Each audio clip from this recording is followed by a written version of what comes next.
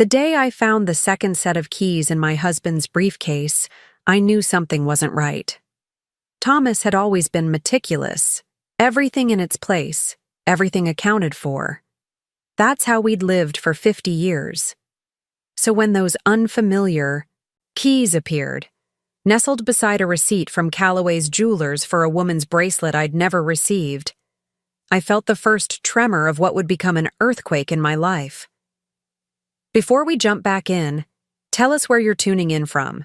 And if this story touches you, make sure you're subscribed, because tomorrow I've saved something extra special for you.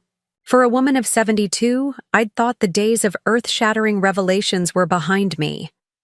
I was wrong. "Thomas," I called out that evening, my voice steadier than my hands. "Would you come here for a moment?" He appeared in the doorway of our bedroom, reading glasses perched on his nose, the newspaper folded under his arm, the picture of domestic contentment. This man, my husband of 50 years, father to our daughter, grandfather to our precious Lucas, looked at me with the same blue eyes I'd fallen in love with when I was just 18. "What is it, Ellie?" he asked, so casually that for a moment I almost put the keys back where I found them. But I didn't. I held them up instead, letting them dangle from my finger. "I was putting your shirts away and found these. Are they for a new lock at the university office?" I saw it then, the flicker of panic in his eyes, quickly masked with practiced ease. "Oh, those. Yes, new office. Department changed the locks last week. Security measures." He reached for them, but I closed my hand around the metal. "That's funny, because they have an address tag on them. For the Willows condominiums."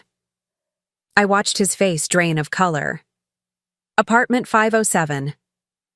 The silence between us stretched like a lifetime.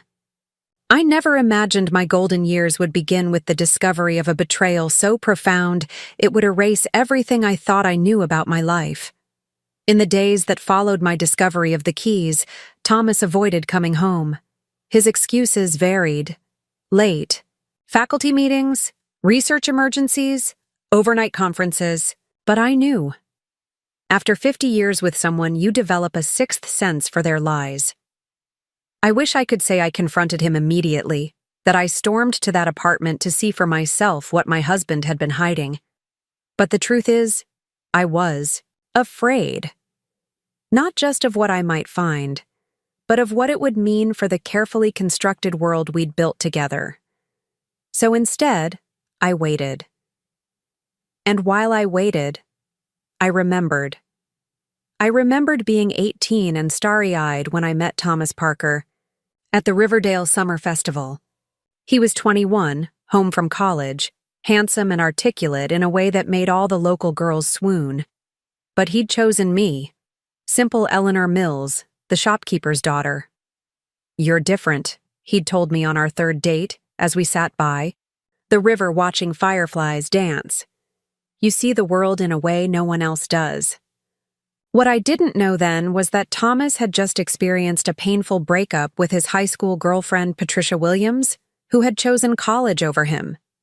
I was the consolation prize, though it would take me half a century to realize it. We married young, just after Thomas completed his master's degree.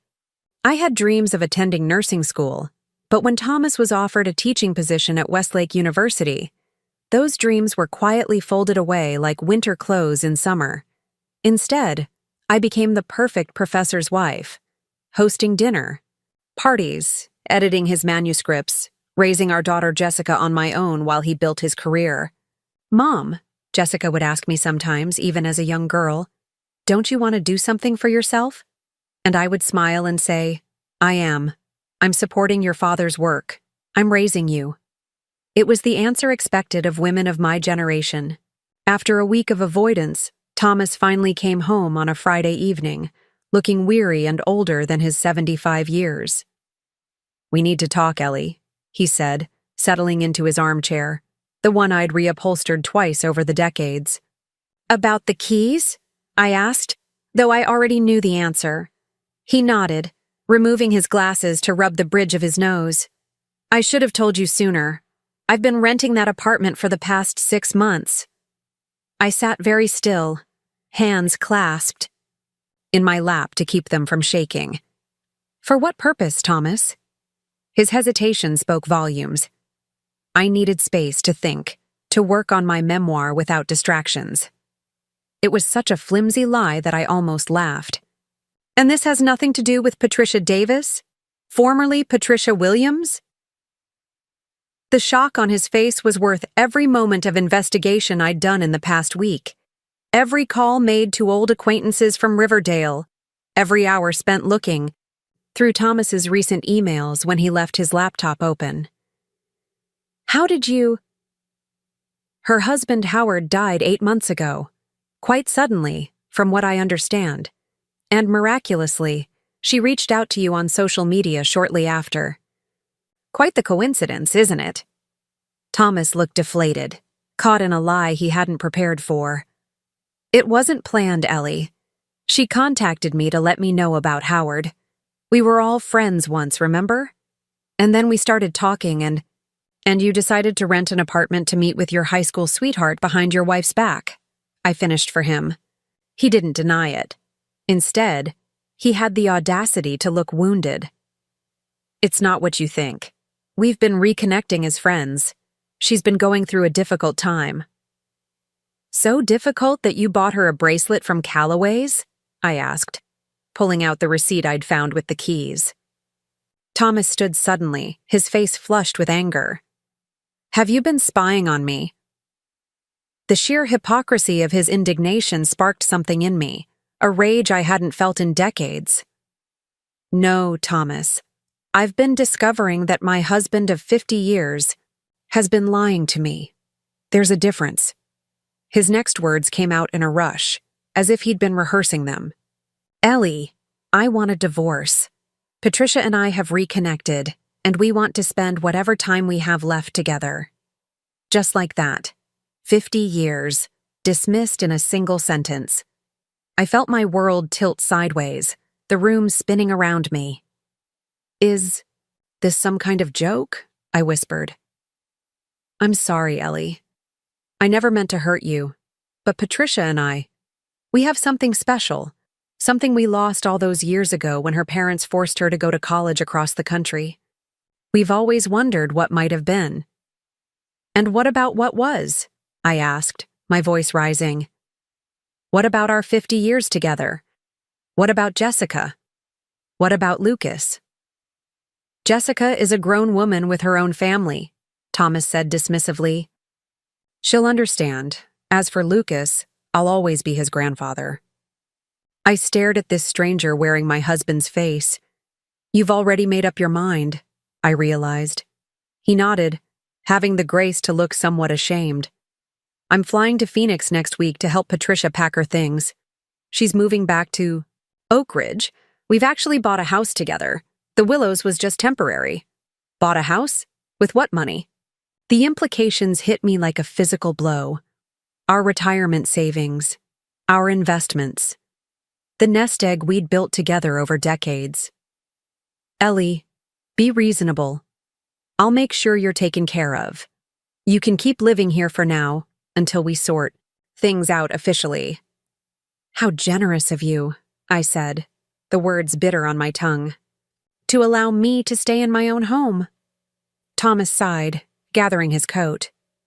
I think I should stay at the apartment tonight. Give you some space to process this. Process this? I repeated, incredulous. You want me to process the fact that you've been planning a new life with another woman while I've been here thinking we were building our retirement together.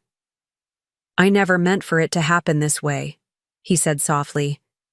But when Patricia came back into my life, I realized I've been living with regret all these years. Don't you want me to be happy, Ellie? I couldn't answer him. How do you respond to someone asking if you want them to be happy when they've just destroyed your happiness without a second thought? After he left, I sat alone in our living room, surrounded by the artifacts of our shared life. The photos on the mantel chronicling birthdays, holidays, graduations. The souvenirs from trips we'd taken. the quilt his mother had made for our wedding. Preparing and narrating this story took us a lot of time, so if you are enjoying it, subscribe to our channel. It means a lot to us. Now back to the story. 50 years of memories, and Thomas had decided they weren't enough. My phone rang around midnight. It was Jessica. "Mom, Dad just called me. Is everything okay?" Her voice was tinged with concern, but something else too. A strange hesitancy. "Your father has asked for a divorce," I said, finding it surreal to speak the words aloud. "He's reconnected with an old girlfriend from high school." The silence on the other end stretched uncomfortably long. Finally, Jessica sighed. "I know. Mom, he told me last month." The betrayal cut deeper than I expected. "You knew? And you didn't think to tell me?" "Dad asked me not to. He said he needed time to figure out how to tell you himself." Jessica's voice took on a defensive edge. "Besides, he said you two had grown apart years ago, that you were basically just roommates." "That's not true," I protested, though even as I said it, I wondered. Had we grown that distant without my noticing? Had I been so focused on creating the perfect life for Thomas that I'd failed to see he was drifting away? "Mom, maybe this is for the best," Jessica continued, her tone gentle but firm. "Dad seems really happy with Patricia. I've met her a few times now, and she's actually quite nice." "You've met her?" The hits kept coming. "When? How many times?" Jessica hesitated again. "A few times over the past couple of months. Dad wanted me to get to know her before everything went public." She paused before adding, "Lucas loves her. She bakes with him. My own grandson, my daughter. They'd already welcomed this woman into the family while I remained in the dark." "I see," I said, fighting to keep my voice steady. "Well, I'm glad everyone's been having such a lovely time getting acquainted behind my back." "Mom, don't be like that. This is hard for all of us." Jessica sounded tired. "Look, Stephen and I are coming over tomorrow. We can talk more then." After hanging up, I moved through the house like a ghost, touching objects, memories materializing and dissolving with each step. In our bedroom, no, my bedroom now, I opened Thomas's closet to find it half empty. He'd been moving out gradually, and I hadn't even noticed. I sat on the edge of our bed, the bed we'd shared for decades, and finally allowed the tears to come, not just for the betrayal, but for my own blindness. How had I missed the signs? How had I not seen that my husband was planning an escape from our life together? Morning came with brutal brightness, forcing me to face the new reality of my life. I showered and dressed with mechanical precision, then made myself a cup of coffee and sat at the kitchen table, staring at the empty chair across from me. Around noon, Jessica arrived with Stephen and Lucas. My grandson ran to me, throwing his arms around my waist. "Grandma, guess what? I'm going to have 2 grandmas. Now, isn't that cool?" The innocent cruelty of children. I forced a smile and hugged him tight. "Very cool, sweetheart." Jessica shot me an apologetic look before sending Lucas to play in the backyard. She and Stephen sat across from me at the kitchen table, their expressions a mix of concern and discomfort. "Mom, how are you holding up?" Jessica asked, reaching for my hand. I withdrew it gently. "I'm still processing the fact that my entire family has been lying to me for months." Stephen cleared his throat. "Mrs. Parker, Ellie, we didn't mean to hurt you. Thomas asked us to give him time, and we thought it was the right thing to do." "The right thing," I repeated. "Is that what you call excluding me from decisions about my own life? About my own marriage?" Jessica leaned forward. "Mom, you have to understand. Dad wasn't happy. He tried to talk to you about it many times over the years, but you never seemed to hear him." "What are you talking about?" I asked, genuinely confused. "Remember when he suggested the 2 of you should travel more after retirement? Or take those cooking classes together? Or when he wanted to move to a smaller place in the city? You always said no, that you were comfortable with things as they were. I stared at my daughter, trying to reconcile her words with my memories. Yes, Thomas had mentioned those things, but they had seemed like passing fancies, not deep desires. Had I really been so dismissive? That doesn't justify what he's done, I said finally. No, it doesn't, Jessica agreed. But Dad says he and Patricia have a connection that he and you never had. They share interests, passions. They want the same things out of life. After 50 years, he suddenly decided we have nothing in common? The absurdity of it struck me anew. Jessica sighed. Mom, I love you. But you have to admit, you and Dad have been living separate lives for years. He's been writing books, giving lectures, staying active in academic circles. And I've been the dutiful wife at home, I finished for her. Is that it? I'm boring? Too domestic? Not intellectual enough for the great Professor Parker? That's not what I meant, Jessica backpedaled. Just that. Maybe this could be an opportunity for you too, to find out who you are outside of being Dad's wife. I stood abruptly, unable to sit still any longer. I'm 72 years old, Jessica. I don't need to find myself. I know exactly who I am. I'm the woman who gave up her own dreams so your father could pursue his. I'm the woman who raised you while he was off at conferences and book tours. I'm the woman who kept this family together for half a century while he got to be the interesting one, the accomplished one. My voice broke on the last words, and I turned away, unwilling to let them see my tears. Behind me, I heard Stephen murmur something to Jessica before the back door opened and closed. He'd gone to check on Lucas. Jessica's arms came around me from behind. I'm sorry, Mom. I really am. But Dad has made up his mind. He and Patricia are already planning their life together. I straightened my shoulders and turned to face my daughter. And what about my life? What am I supposed to do now? She had no answer for that. After they left, I sat in the growing darkness, replaying conversations from the past decades, looking for clues I might have missed. Had Thomas been unhappy all this time? Had I been so absorbed in supporting his dreams that I'd failed to see he'd developed new ones that didn't include me? My phone pinged with a text message. It was from Eleanor Robinson, my closest friend since moving to Oak Ridge. Heard the news. Coming over with wine and chocolate. No arguments.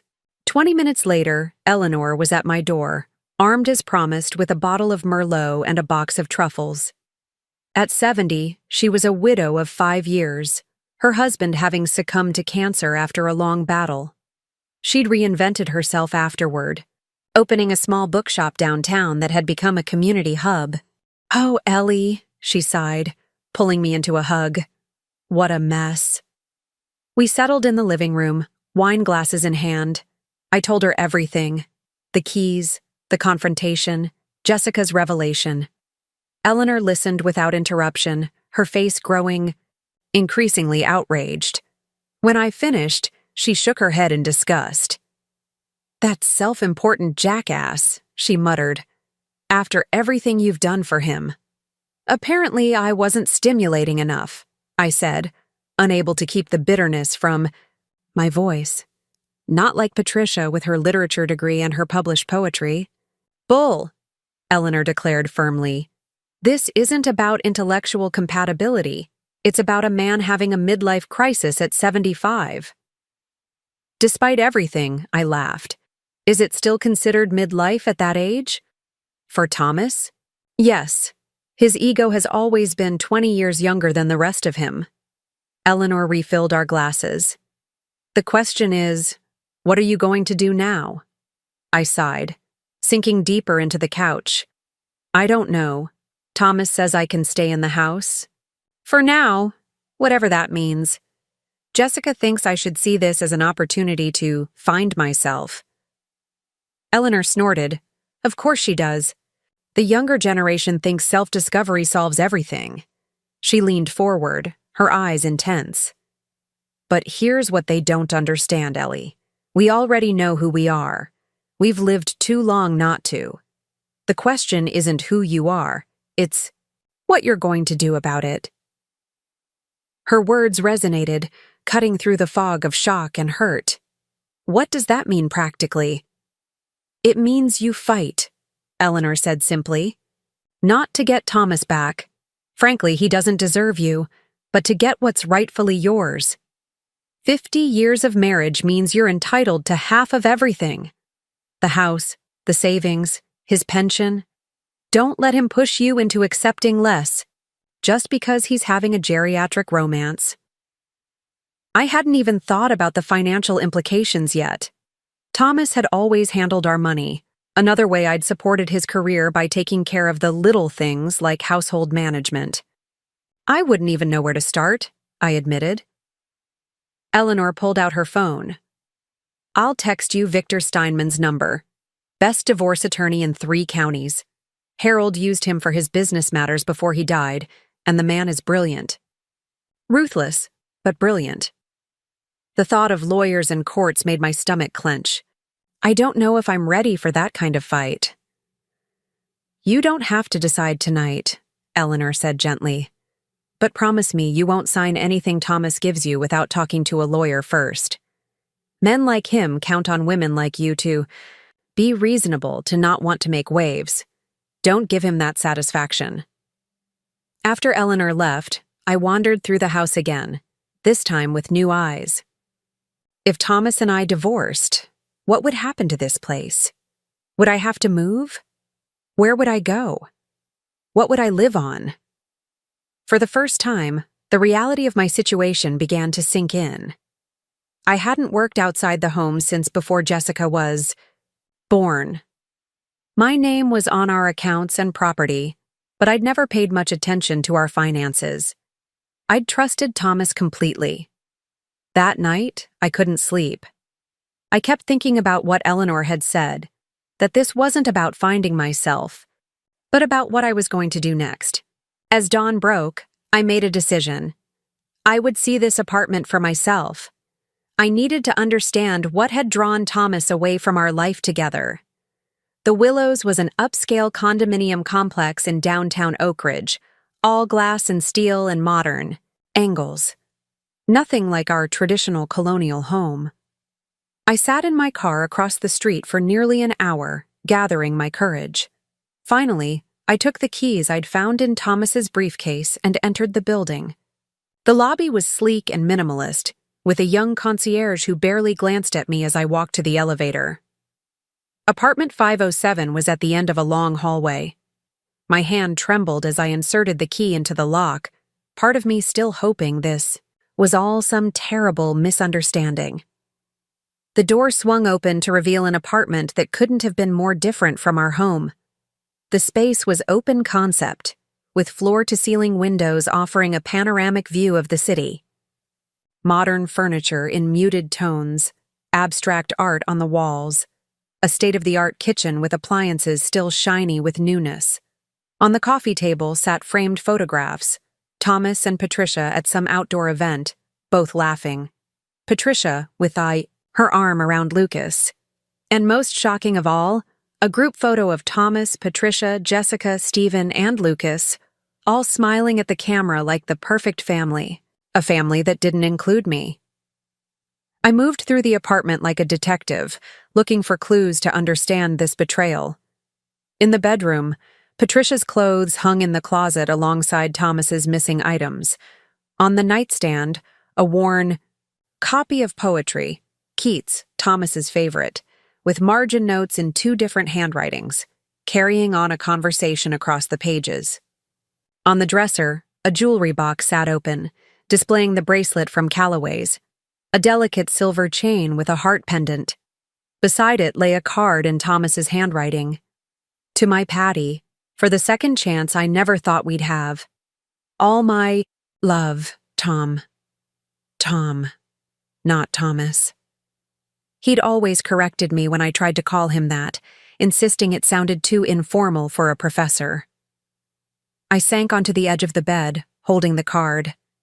50 years of marriage, and I'd never known my husband. At all. A key turned in the lock of the apartment. "Tom?" A woman's voice called out. "Are you home early? I brought lunch from that Thai place you love."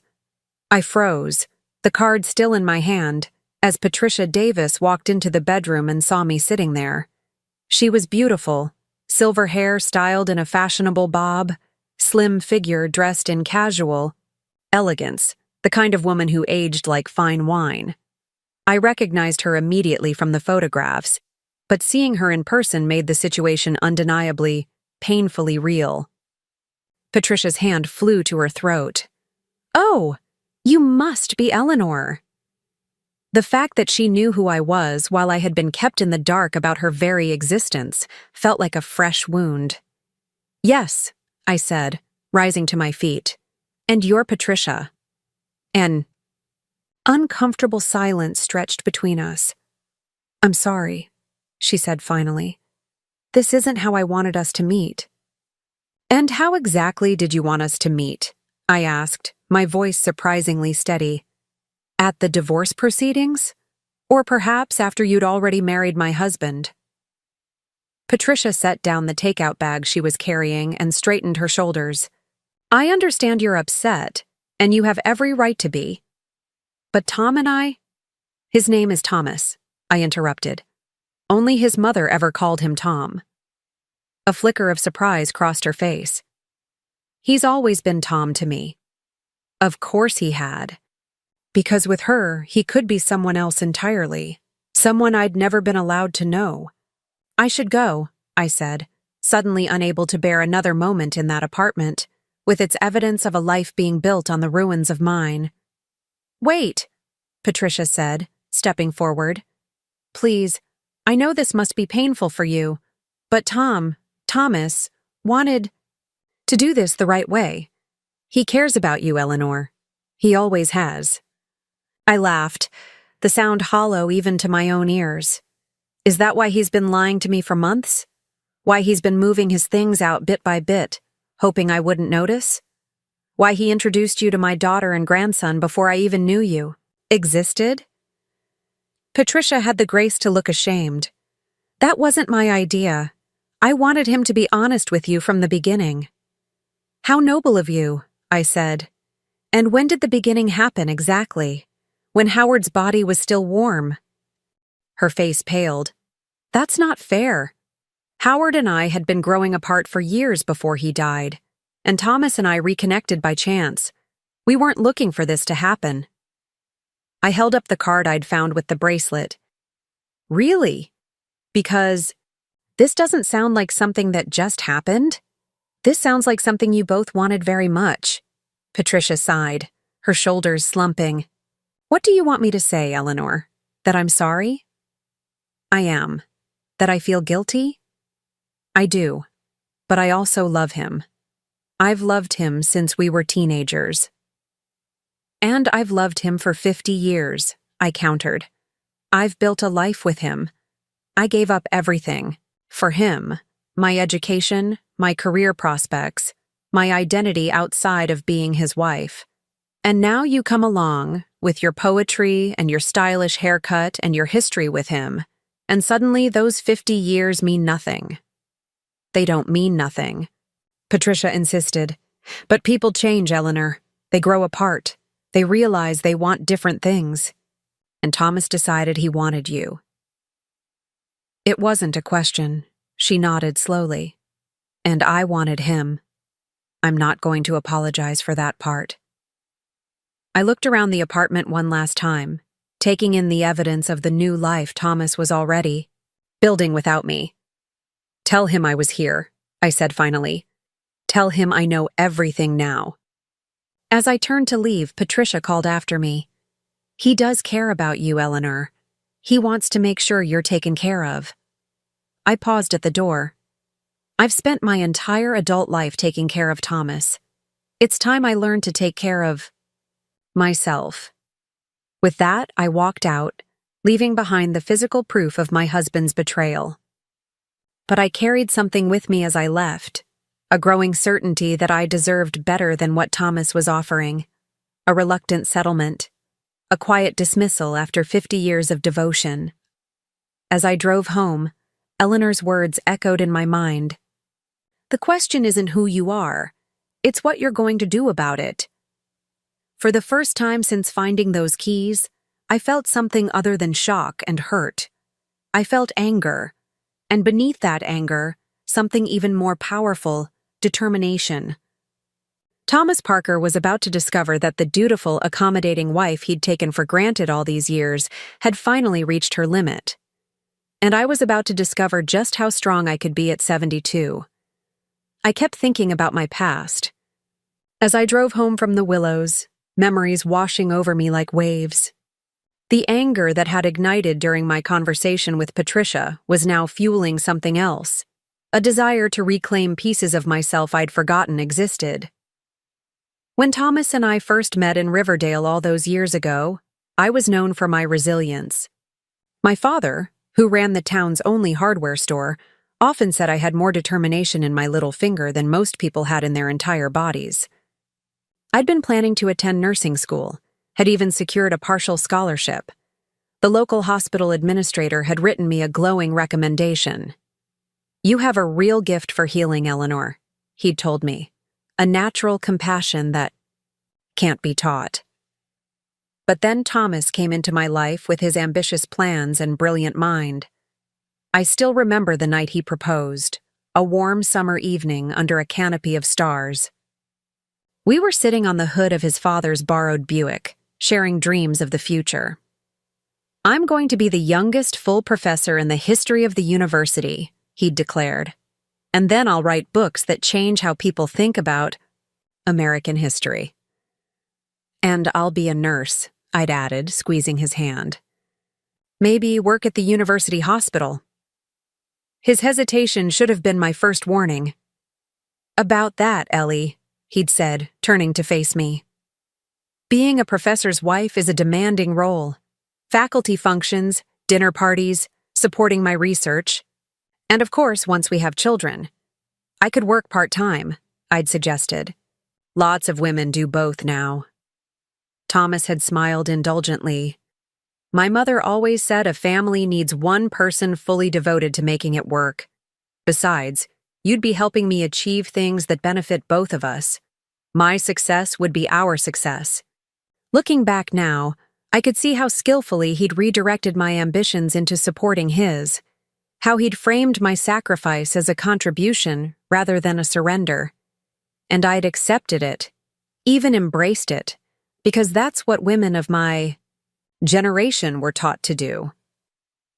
The house was quiet when I returned from my confrontation with Patricia. I made myself a cup of tea and sat at the kitchen table, leafing through old photo albums I'd pulled from the bookshelf. There I was, 22 and radiant in my wedding dress. There was Thomas, arm around my waist, looking at the camera rather than at me. Page after page documented our life together. The birth of Jessica, family vacations, holidays, Thomas's award ceremonies. In almost every photo, I was slightly to the side, smiling proudly at my husband or daughter rather than claiming the spotlight for myself. The doorbell rang, pulling me from my reverie. I opened it to find Thomas standing there, his expression a mixture of anger and concern. Patricia called me, he said without preamble. What were you thinking, going to the apartment like that?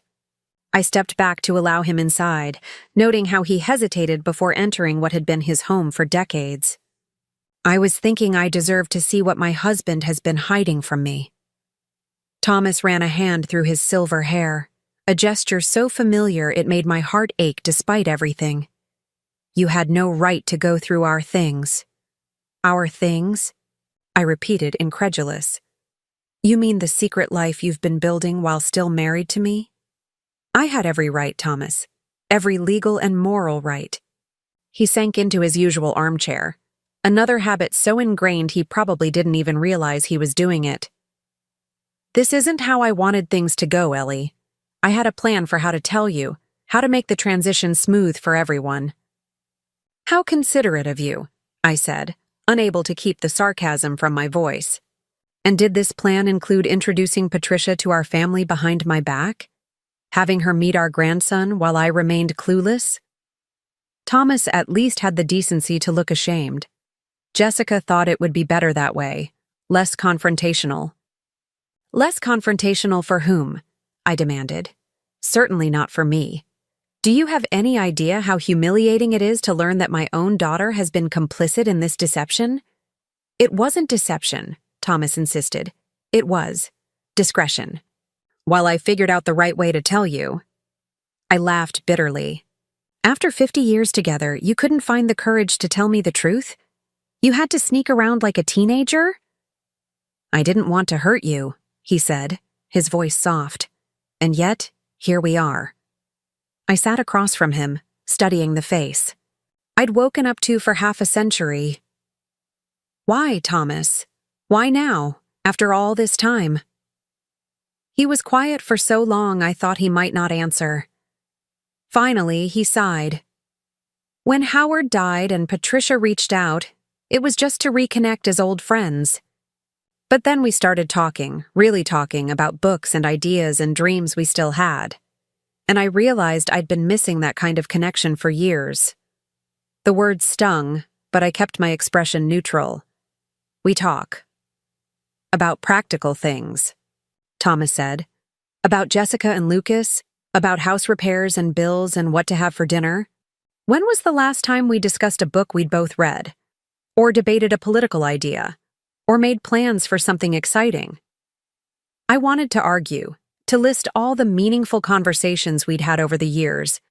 But the truth was, I couldn't. Immediately recall examples that weren't related to family logistics or his career. So this is my fault? I asked instead. Because I'm not intellectual enough for you? Thomas shook his head. It's not about fault, Ellie. People grow and change. Sometimes they grow apart. Patricia and I, we connect on a level that you and I never did. And that justifies betraying 50 years of marriage? He looked down at his hands. I didn't set out to betray you. It just happened. And once I realized what I'd been missing all these years, I couldn't go back to pretending I was satisfied. Satisfied, I repeated, the word bitter on my tongue. Was anything about our life together real, Thomas? Or have you been settling all along, waiting for Patricia to become available again? Of course it was real, he insisted. We built a good life together, Ellie. We raised a wonderful daughter, but people can have more than one true connection in their lives. I looked at him, this man I'd devoted my entire adult life to, and felt a strange detachment. And what happens now? You ride off into the sunset with Patricia while I… What? Fade quietly into the background? Thomas leaned forward, his expression earnest. I told you I'll make sure you're taken care of. The house needs some work, but you can stay here until we sell it. I'll give you enough to live comfortably. Give me? The word ignited fresh anger. You'll give me a portion of what we built together? How magnanimous of you. Be reasonable, Ellie, Thomas said, his tone suddenly professorial, the one he used when explaining something he considered obvious. Most of our assets are tied to my career, my pension, my investments, my book royalties. Our assets? I corrected. I may not have earned the money, Thomas, but I made it possible for you to have your career. Who raised our child while you were at conferences? Who edited your manuscripts? Who hosted dinner parties for your colleagues in department? Heads? Who managed our home so you could focus entirely on your work? Thomas's expression hardened. I've always acknowledged your support, Ellie. But let's be realistic about the financial situation. We need to divide things fairly. Fairly? I echoed. And what's your definition of fair? I was thinking you could keep most of the furniture and personal items, he said, as if offering a generous concession. And I'd provide monthly support, say $2,000. That should cover your basic needs. The casual way he suggested this arrangement, as if tossing me aside with a pittance after 50 years, stoked something primal inside me. Without fully intending to, I found myself reaching for the photo album on the coffee table and hurling it across the room. "Get out," I said, my voice deadly quiet. Thomas stared at me, shock evident on his face. "Ellie, calm down. We need to discuss this rationally." "There's nothing rational about how you've treated me," I said, standing up. "You've lied to me, betrayed me, and now you want to discard me with a monthly allowance? Get out of my house." "Thomas, my lawyer will be in touch." "Your lawyer?" He looked genuinely surprised. "Ellie, we don't need to involve lawyers. We can work this out between ourselves." I laughed, the sound harsh even to my own ears. "Like you worked out your relationship with Patricia? Behind my back? No, thank you. Now please leave before I say something we'll both regret." After a moment of tense silence, Thomas stood and walked to the door. Before leaving, he turned back. "I never meant to hurt you, Ellie. I hope someday you'll understand that." As the door closed behind him, I sank back onto the couch, trembling with a mixture of rage and fear. The rage was empowering, but the fear was paralyzing. What did I know about divorce proceedings, about financial negotiations, about living alone after 50 years of marriage? My phone buzzed with a text from Eleanor. "How are you holding up?" I typed back, "I need that lawyer's number." The next morning, I sat in Victor Steinman's office, a sleek space in downtown Oak Ridge that spoke of success and competence. The man himself was in his 50s, with shrewd eyes and a no-nonsense demeanor that I found immediately reassuring. "Mrs. Parker," he said, reviewing the notes he'd taken during our conversation, "let me be direct. Based on what you've told me, you have a very strong case for an equitable division of assets. 50 years of marriage, your contributions as a homemaker and support to your husband's career, his deception regarding this, relationship with Mrs. Davis. These are all factors that work in your favor." "Thomas seems to think otherwise," I said. "He's acting as if most of our assets are rightfully his because he earned the income." Steinman shook his head. "That's a common misconception, and one that unfortunately many men of your husband's generation cling to. The law recognizes the value of non-monetary contributions to a marriage. Your work in the home, raising your daughter, supporting his career, these have tangible value." "He offered me $2,000 a month," I said, still stunned by the inadequacy of the proposal. "Completely insufficient," Steinman declared. "Especially considering his pension alone is likely substantial after his years as a tenured professor. Then, there's the equity in your home, investments, savings, and potentially his book royalties, depending on when they were written." For the next hour, Steinman outlined what a fair settlement might look like. Half of all marital assets, a portion of Thomas's pension, possibly alimony depending on various factors. The numbers he mentioned made my head spin. "I had no idea," I admitted. "Thomas always handled our finances. I know we're comfortable, but I don't know details about investments or exact figures." "That's also very common," Steinman assured me. "But don't worry. We'll file for full financial disclosure, and I'll bring in a forensic accountant if necessary. Your husband won't be able to hide assets." As I left his office, I felt a curious mixture of relief and trepidation. On one hand, I was reassured that the law would protect me from being cast aside with nothing. On the other hand, I was embarking on what promised to be a painful, possibly lengthy legal battle against the man I had loved for most of my life. When I arrived home, Jessica's car was in the driveway. I steeled myself for another difficult conversation as I entered the house. She was sitting at the kitchen table, hands wrapped around a coffee mug, looking younger and more vulnerable than I'd seen her in years. "Mom," she said, rising as I entered. "Where have you been? I've been calling you." "I had an appointment," I said, setting down my purse. "With a divorce attorney." Jessica's face fell. Oh, Mom, is that really necessary? Dad said he tried to talk to you reasonably, but you got upset and threw things. I took a deep breath, reminding myself that Jessica was caught in the middle of a situation not of her making, even if she had contributed to the deception. Your father offered me $2,000 a month and suggested I could stay in this house until he decides to sell it, I said evenly. After 50 years of marriage, does that sound reasonable to you? Jessica blinked, clearly taken aback. He told me he was going to be generous. Generous by whose standards? I asked, pouring myself a cup of coffee. He's been planning this for months, Jessica. Meeting with Patricia, buying property with her, introducing her to you and Lucas. All while I remained completely in the dark. And now he expects me to quietly accept whatever crumbs he's willing to offer. My daughter had the grace to look ashamed.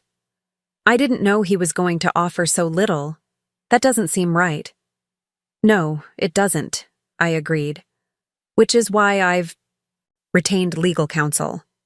Jessica sighed, running a hand through her hair, a gesture so like her father's it made my heart twinge. I hate that it's come to this. Legal battles, dividing assets. It's all so ugly.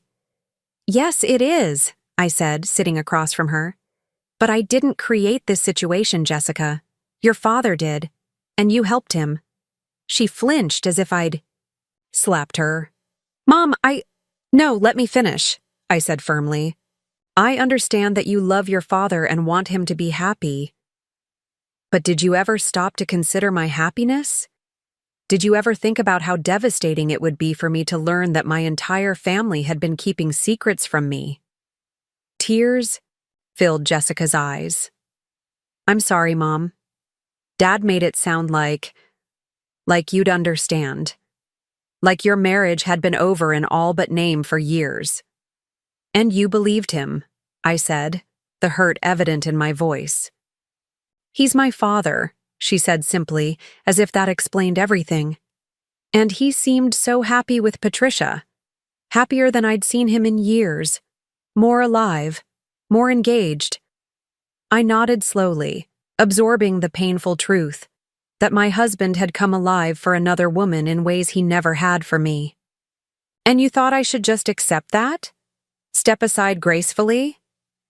Jessica wiped away a tear. I didn't think about it deeply enough. Dad said he'd take care of you, and I believed him. I was so caught up in how nice it was to see him excited about life again that I didn't consider the full impact on you. For the first time since this ordeal began, I saw genuine remorse in my daughter's eyes. Not just discomfort or embarrassment, but true regret. I made a mistake, Mom, she continued. A terrible mistake. I should have told you what was happening. I should have stood up for you. I reached across the table and took her hand. Yes, you should have. But what's done is done. Now we have to figure out how to move forward. What can I do? She asked, squeezing my hand. How can I make this right? For starters, you can stop acting as your father's messenger, I said. And you can respect my decision to protect myself legally. Jessica nodded. Of course. And I want you to know, if Dad really did offer you such an unfair settlement, I don't support that. Not at all. It wasn't a complete healing of the breach between us, but it was a start. As Jessica prepared to leave, she hesitated at the door. Lucas keeps asking about you, she said. He misses his grandma. Would it be okay if I brought him by this weekend? The mention of my grandson brought a genuine smile to my face for the first time in days. I'd love that. Maybe we could bake cookies together. After Jessica left, I wandered through the house that had been my home for decades, seeing it with new eyes. How much of this space had I actually shaped according to my own preferences? The formal living room was decorated in the traditional style Thomas preferred. The study was entirely his domain. Even the kitchen, ostensibly my territory, had been updated 10 years ago with appliances and finishes Thomas had selected. The only space that felt truly mine was the small sunroom at the back of the house, where I kept my plants in a comfortable reading chair. It was where I retreated when Thomas was working or when faculty wives were visiting, and the conversation turned to topics where I felt out of my depth. As I stood in that sunroom now, surrounded by the greenery I'd nurtured, I realized how symbolic it was. I'd literally confined myself to the smallest room in the house, making myself small to accommodate Thomas's larger presence. "Not anymore," I whispered to the empty room. That night, I pulled out a dusty box from the back of my closet, memorabilia I'd saved from before my marriage. Inside were acceptance letters to nursing schools, including the one I'd planned to attend, awards from high school science competitions, a journal filled with dreams and ambitions that had nothing to do with being someone's wife. I'd been someone before I was Mrs. Thomas Parker. Maybe it was time to rediscover that person. The next morning, I called Eleanor. "Can we meet for coffee? I need your advice about something." 2 hours later, we sat at a table in her bookshop, coffee and books, during a quiet period between customers. "So you've spoken to Steinman," Eleanor said. "Good. He'll make sure Thomas doesn't railroad you." "Yes, but it's not just about the legal aspects," I explained. "It's about what happens after. Thomas and I were supposed to grow old together, enjoy our retirement years.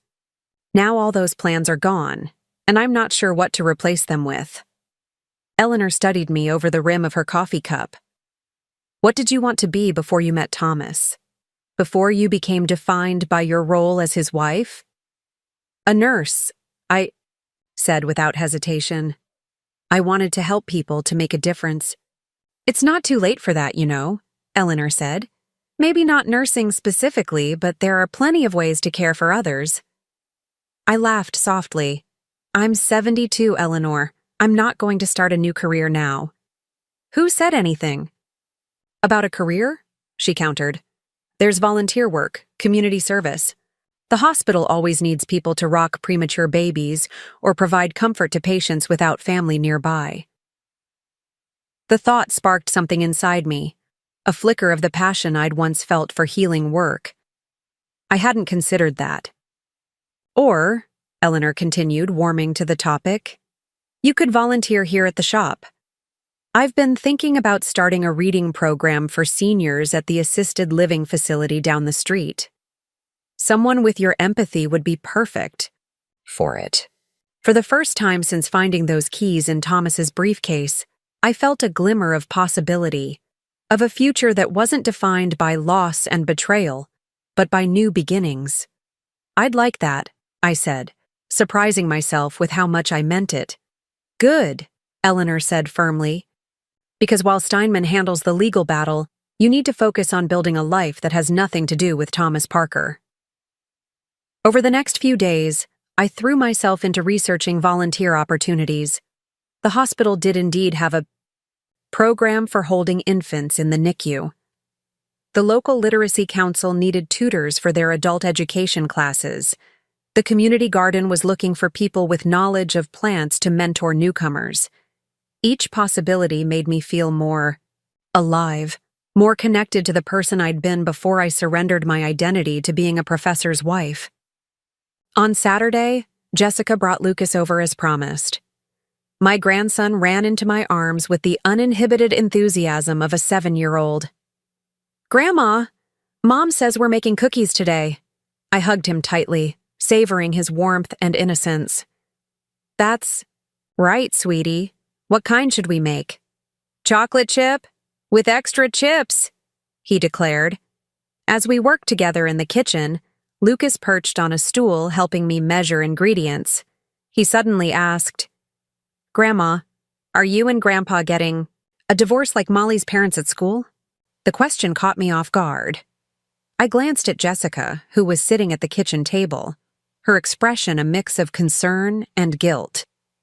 "Yes, Lucas," I said gently. "Grandpa and I are getting a divorce." He frowned, his small face serious. "Is it because of Grandma Patty?" "Grandma Patty?" I repeated, the title sending a shaft of pain through my chest. Jessica winced. Dad and Patricia have been telling him to call her that. I should have mentioned it to you. I'm sorry. I took a deep breath, determined not to let my hurt show in front of Lucas. It's complicated, sweetie. Sometimes adults grow apart and decide they'd be happier living separately. Lucas considered this, his head tilted to one side. But you won't stop being my grandma, right? Never, I assured him, pulling him into another hug. I will always be your grandma, and I will always love you. That will never, ever change. He seemed satisfied with this answer and returned his attention to the cookie dough. After he'd gone to wash his hands, Jessica approached me, her expression apologetic. I should have told you they were having him call her that, she said. I didn't think about how hurtful it would be. There seem to be a lot of things you didn't think about, I said, unable to keep the edge from my voice. Jessica flinched. You're right. I've been thoughtless and selfish. But I want you to know I'm on your side now, Mom. 100%. I nodded, acknowledging her words without fully accepting them yet. Trust, once broken, takes time to rebuild. After they left, I found myself restless, the house too quiet, too full of memories. On impulse, I decided to drive downtown to Eleanor's bookshop. It was nearly closing time when I arrived, but the open sign was still lit. Eleanor looked up from the register as I entered, her face brightening. Ellie, what a lovely surprise. I hope I'm not interrupting, I said, glancing around the cozy space with its floor-to-ceiling bookshelves and comfortable reading nooks. Not at all. Just finishing up the day's receipts. Make yourself comfortable. I wandered among the shelves, breathing in the comforting smell of books, paper and ink and possibility. In the literature section, I paused in front of a display of modern poetry. One volume caught my eye, the latest work by a poet Thomas often quoted in his lectures. Without thinking, I picked it up and began to read. The words flowed through me, stirring emotions I hadn't allowed myself to feel in days. Grief, rage, fear, but also hope, resilience, possibility. That's one of my favorites, Eleanor said, appearing at my side. Martha Collins has a way of capturing the complexity of human relationships, doesn't she? I nodded, surprising myself by understanding exactly what Eleanor meant. This poem about reinvention after loss, it's powerful. You should take it home, Eleanor suggested, on the house. I couldn't consider it a new beginnings gift, she insisted. Besides, I need someone to discuss it with. None of my regular customers appreciate Collins the way she deserves. As I drove home with the book beside me, I realized something that made me pull over to the side of the road in shock. For years, I'd avoided discussing literature with Thomas, intimidated by his academic analysis, his vast knowledge, his dismissive attitude toward what he called amateur interpretations. But with Eleanor, I'd felt comfortable sharing my thoughts, my emotional response to the poetry, and she'd valued my perspective. Was it possible that my supposed lack of intellectual compatibility with Thomas had been less about my capabilities and more about his inability to create space for my voice? Had I internalized his judgment of me so completely that I'd stopped believing in my own intelligence? I continued home with a new determination forming. Thomas had robbed me of many things over the years: my career aspirations, my confidence, my sense of self outside of being his wife. But I wouldn't let him take my future, too. That night, I made a list of all the things I'd set aside or surrendered during my marriage: nursing school, piano lessons, writing poetry, traveling to Europe, learning to swim properly. The list grew, longer as memories surfaced of interests mentioned and then abandoned, because Thomas had subtly or not so subtly dismissed them. Next to each item, I wrote a simple question. Still interested? Some things were clearly in the past. At 72, I wasn't going to attend nursing school or learn to skydive. But others? Travel. music, writing, swimming. These were still within reach. I fell asleep that night with a sense of cautious optimism. Thomas had chosen his path forward with Patricia. Now it was time for me to choose mine, one that had nothing to do with either of them. The next morning my phone rang. It was Victor Steinman. "Mrs. Parker," he said, his tone professional but warm. "I've received a response from your husband's attorney regarding our initial filing. I think you should come to the office so we can discuss it in person." 3 hours later, I sat across from Steinman as he outlined the counteroffer Thomas's lawyer had presented. "He's proposing a 60-40 split of assets in his favor," Steinman explained. "His argument is that his pension and investments are primarily a result of his career achievements, with your contributions being secondary." My stomach clenched. "That's absurd. I supported his career for 50 years. "I agree," Steinman said. "And so will the judge if this goes to court. But there's more. He's claiming that the house needs significant renovations before it can be sold, which would reduce your share of the equity." "The house is in perfect condition," I protested. "We just had the roof replaced last year and updated the kitchen." "A decade ago." Steinman nodded, making notes. "That's helpful to know. I'll have an independent appraiser evaluate the property." "What else?" I asked, bracing myself. "He's offering a lump sum settlement of $150,000 in lieu of ongoing alimony or support payments." I did some quick mental math.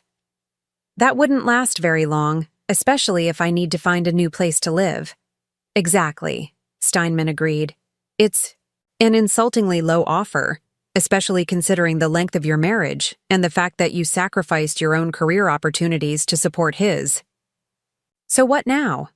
I asked. "Now we counter," Steinman said, his expression determined. "I'll draft a response that outlines what we consider a fair settlement. 50% of all assets, including the pension, ongoing alimony, and immediate access to liquid funds so you can begin establishing your independent life." As I left his office, I felt a strange mix of emotions: anger at Thomas's continued attempts to minimize my contributions, but also a growing resolve. This fight wasn't just about money or property. It was about acknowledging the value of the life I'd lived and the sacrifices I'd made. That evening, I received a text from a number I didn't recognize. "Eleanor, this is Patricia Davis. I'd like to speak with you. Could we meet for coffee?" My first instinct was to refuse. What could Thomas's mistress possibly have to say that I would want to hear? But curiosity got the better of me. After a moment's hesitation, I typed back, "The coffee shop on Elm Street. Tomorrow at 10 a.m. I arrived at the coffee shop 15 minutes early, choosing a table in the corner with a clear view of the entrance. The coffee shop on Elm Street was neutral territory, neither a place Thomas and I frequented together nor anywhere I had personal connections. Perfect for this strange meeting with the woman who had replaced me in my husband's life. At precisely 10 a.m., Patricia walked through the door. She was dressed in a tasteful blue blouse and tailored slacks, her silver bob gleaming under the cafe lights. Several patrons looked up as she entered. She had the kind of presence that naturally drew attention. She spotted me immediately and made her way over, her expression composed but wary. "Thank you for meeting me," she said, setting her purse on the empty chair beside her. I nodded, not trusting myself to speak just yet. A server approached, and we both ordered coffee, mine black, hers with cream and a sprinkle of cinnamon. A detail I filed away without fully understanding why. Once the server left, Patricia folded her hands on the table. "I know this is unconventional, but I felt we should talk, woman to woman." "About what?" I asked, keeping my voice neutral. "About the situation with Thomas," she said. "About the divorce proceedings." I raised an eyebrow. "I wasn't aware that was any of your business." Patricia sighed. I understand your hostility. I'd feel the same in your position. But the fact is, Thomas is deeply upset about how adversarial this has become. Adversarial, I repeated. What did he expect? That I'd gracefully disappear after he tossed me aside? He never wanted to hurt you, Patricia said, and I had to give her credit for maintaining eye contact. He genuinely believed you'd be amenable to a quick, simple divorce. He thought you'd both been unhappy for years. I laughed softly, the sound brittle even to my own ears. Of course he did. Thomas has always been skilled at rewriting history to suit his narrative. I wasn't unhappy, Patricia, unfulfilled in some ways, perhaps, but I believed we had a solid marriage based on mutual respect and shared history.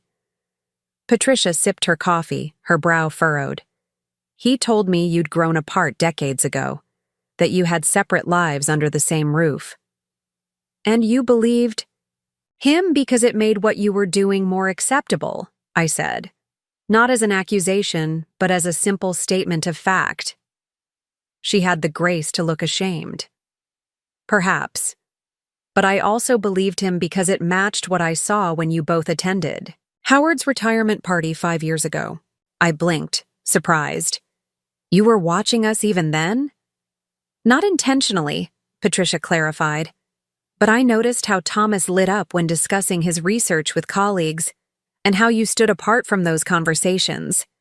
How there seemed to be a distance between you even when you were side by side. The observation stung because there was truth in it. I had felt out of place at academic gatherings, intimidated by the intellectual discussions, unsure how to contribute. And Thomas had never bridged that gap, never thought to include me or translate the academic jargon. He'd simply accepted my silence as natural. That was one evening, I said finally. One glimpse into a 50-year marriage. You can't possibly understand the entirety of our relationship from that. You're right, Patricia conceded. I can't, which is why I'm here. I want to understand your perspective. I studied her, trying to discern her motivation. Why? What difference does it make to you now? You've won. You have Thomas. Patricia shook her head. This isn't about winning or losing. It's about finding a resolution that doesn't destroy everyone involved. Thomas is distraught over the legal proceedings, over the possibility of his reputation being damaged. His reputation, I repeated. Of course. That's always been his primary concern. Not just that, Patricia insisted. He's worried about you, about your future. He wants to be fair. I couldn't help it. I laughed out loud. Fair? He offered me $2,000 a month after 50 years of marriage. He proposed a 60-40 split of our assets in his favor. That's his definition of fair? Patricia looked genuinely surprised. He told me he was offering an equitable settlement. Then he lied to you too, I said simply. Which shouldn't come as a shock, considering he's been lying to me for months. We sat in silence for a moment, the ambient noise of the cafe filling the space between us. What would you consider fair? Patricia asked finally. I met her gaze steadily. Half of everything we built together. Recognition of my contributions to his career and our family. The dignity of not being discarded like an outdated appliance. Patricia nodded slowly. That seems reasonable. Does it?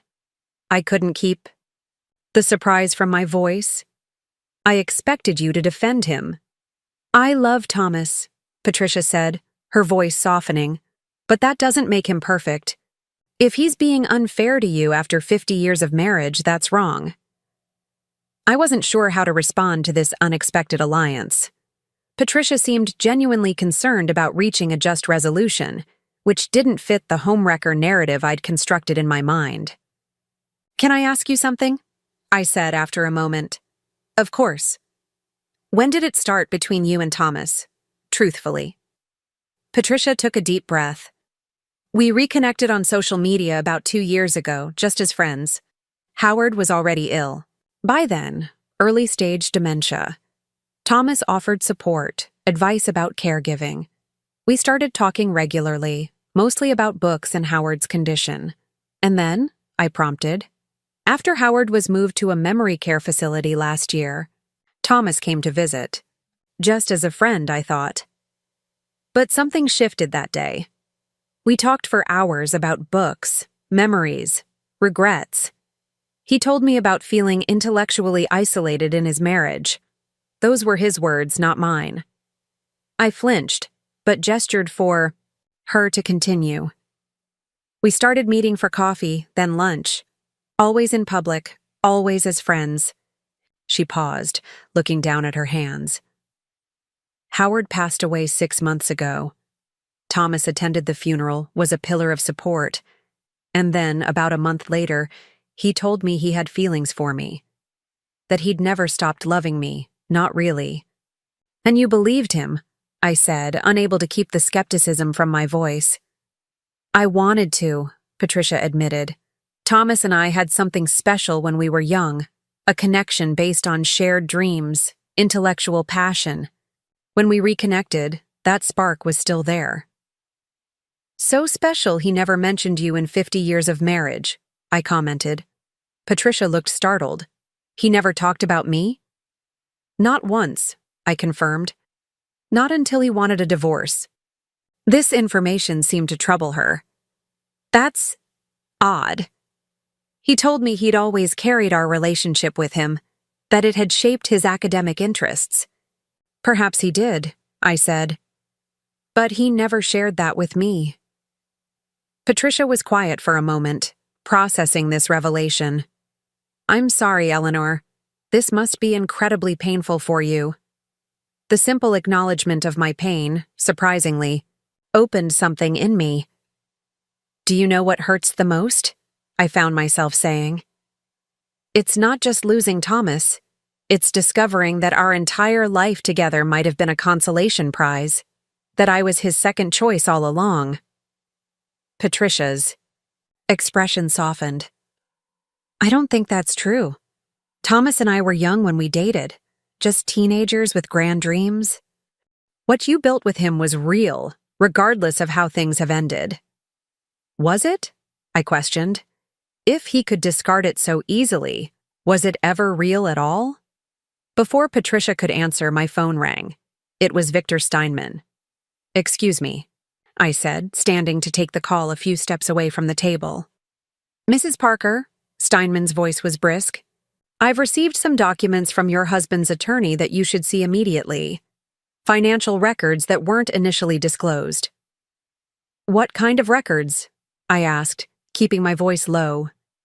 Investment accounts we weren't aware of, and property transactions from the past year. Can you come to my office this afternoon? I'll be there at 2, I promised, ending the call and returning to the table. Patricia was watching me with concern. Is everything all right? Apparently Thomas has been hiding financial information, I said, gathering my purse. My attorney needs to see me this afternoon. Patricia's face fell. I had no idea.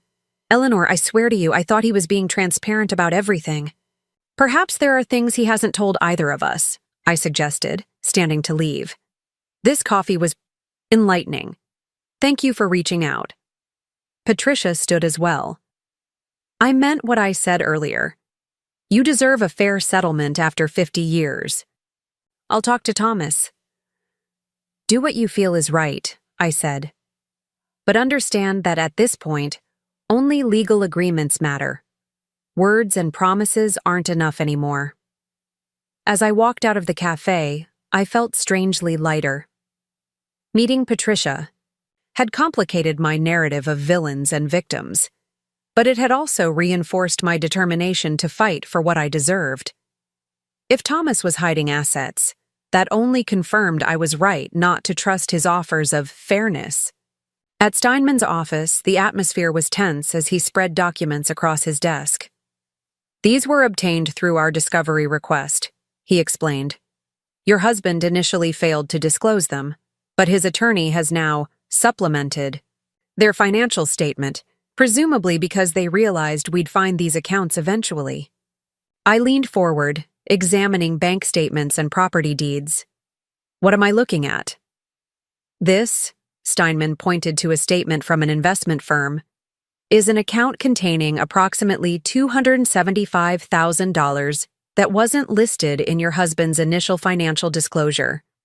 And this, he shifted to a property deed, is documentation of a house purchase made 3 months ago in both Thomas Parker and Patricia Davis's names. 3 months ago? I echoed, stunned. But that was before Howard had even passed away. Steinman's eyebrows rose. Howard Davis was Patricia's husband? I nodded, still processing this revelation. She told me they reconnected as friends while he was ill, but that their relationship didn't become romantic until after he died. Well, they jointly purchased this property while Mr. Davis was still alive, Steinman said, tapping the date on the deed.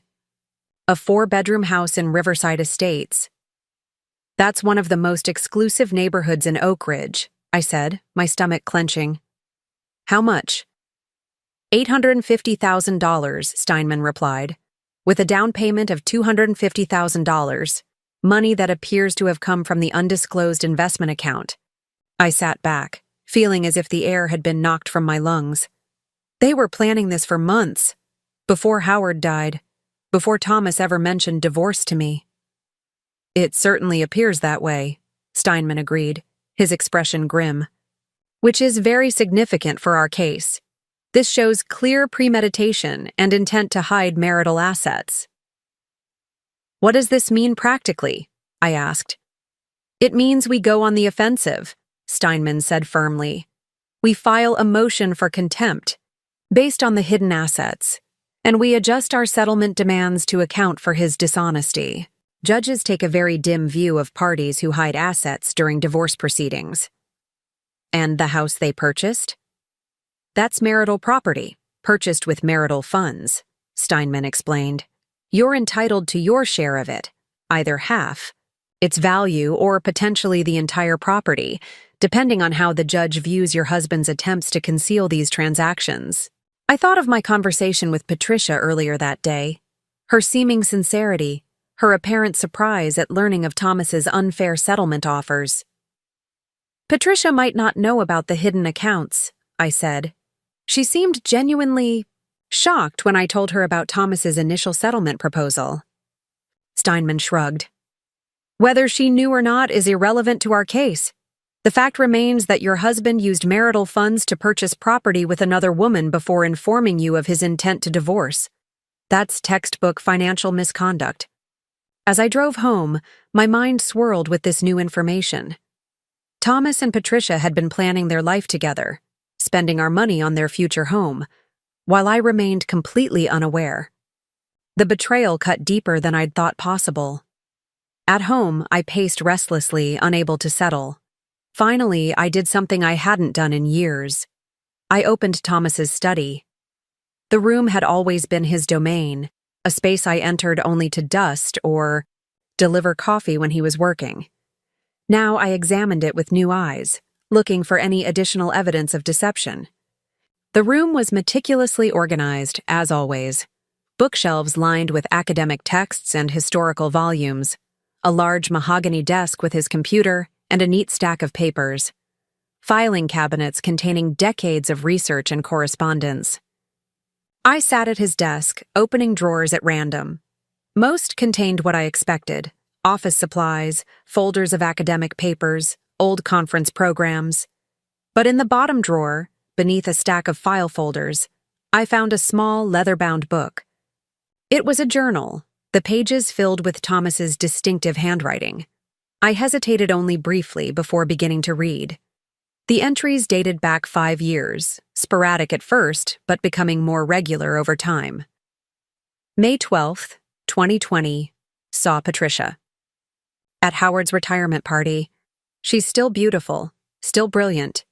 We talked about my latest book. She'd actually read it, understood the nuances in a way Ellie never could. Felt a connection I haven't experienced in decades. September 3rd, 2020. Messaged Patricia today. Howard has early-stage dementia. Offered what advice I could from when my mother was ill. Strange to be in contact after all these years, but it feels natural. The entries continued, documenting the progression of their relationship from rekindled friendship to emotional affair to concrete plans for a future together. January 17th, 2022. Howard moved to memory care today. Visited Patricia to offer support. Ended up talking for hours about life, regrets, the paths not taken. I've never felt so understood, so seen. The connection between us is undeniable. If only. April 30th, 2022. Howard deteriorating rapidly. Patricia devastated but handling it with characteristic grace. I find myself thinking of her constantly, imagining what might have been if she hadn't chosen Harvard over me all those years ago. July 8th, 2022. Made a decision today. Once Howard passes, I will tell Patricia how I feel. And then I must tell Ellie that our marriage has run its course. It won't be easy, but at our age, we don't have time to waste on the wrong life. August 15th, 2022. Found the perfect house today in Riverside Estates. Patricia doesn't know yet. It will be a surprise for after Howard's passing. I've started moving funds to a separate account to prepare for the purchase and the divorce. Ellie never looks at our finances anyway. September 29th, 2022. Howard passed. Last night. Attending the funeral will be difficult, maintaining the appearance of just being an old friend, while my heart breaks for Patricia's pain. But soon, we can stop pretending. November 10th, 2022. Told Patricia I love her today. That I've always loved her. She cried, said she's felt the same, but thought it was too late for us. It's not too late. We're going to build a life together for whatever time we have left. December 5th, 2022. Showed Patricia the house today. She was overwhelmed. We signed the papers together. Our future is becoming real. Now I just need to find the right moment to tell Ellie. After the holidays, perhaps. No need to ruin Christmas for everyone. I closed the journal, my hands shaking with anger and hurt. Every word was a betrayal. Not just of our marriage, but of my trust, my dignity, my place in his life. While I was decorating our home for Christmas, cooking his favorite meals, buying thoughtful gifts, Thomas was planning his escape, his new life with Patricia. And Howard, poor Howard, who Thomas pretended to support while coveting his wife. The hypocrisy was staggering. My phone buzzed with a text from Thomas. We need to talk about the legal proceedings. This is getting out of hand. Dinner at the Eyes. Grand tomorrow night? 7 p.m.?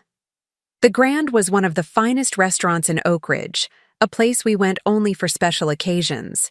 Thomas's attempt at creating a civilized backdrop for what would undoubtedly be another effort to manipulate me into accepting less than I deserved. I typed back, "Can't make dinner. Ask Patricia about our coffee conversation. And while you're at it, ask her how she feels about you purchasing your love nest 3 months before Howard died." His response came quickly. "What are you talking about?" I didn't bother answering. Let him squirm, wondering exactly what I knew and what Patricia had told me. Instead, I called Jessica. When she answered, I said without preamble, "Did you know your father bought a house with Patricia 3 months before Howard died? While he was still married to me?"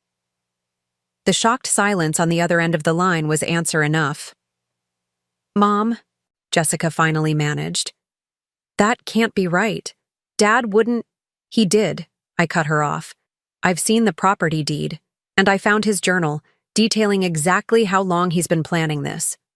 "Oh, God," Jessica whispered. "I had no idea." "I swear, Mom. I knew they reconnected as friends last year, but Dad told me their relationship didn't become romantic until after Howard's funeral, that they were both surprised by their feelings." "Well, he lied to you too," I said, unable to keep the bitterness from my voice. "He's been lying to all of us." I'm coming over, Jessica declared. Give me 20 minutes. True to her word, Jessica arrived shortly after, her face drawn with concern. I showed her the notes I'd taken from Thomas's journal, not wanting to share the actual journal with Steinman before consulting with Steinman. Jessica read in silence, her expression shifting from disbelief to horror to anger. That manipulative, lying. She couldn't even finish the sentence. Mom, I'm so sorry. I had no idea. I know, I said, the fight draining out of me as I sank onto the couch. But this makes it even more clear that I can't trust anything your father says or offers. He's been systematically deceiving me and you for years. Jessica sat beside me, taking my hand. What can I do?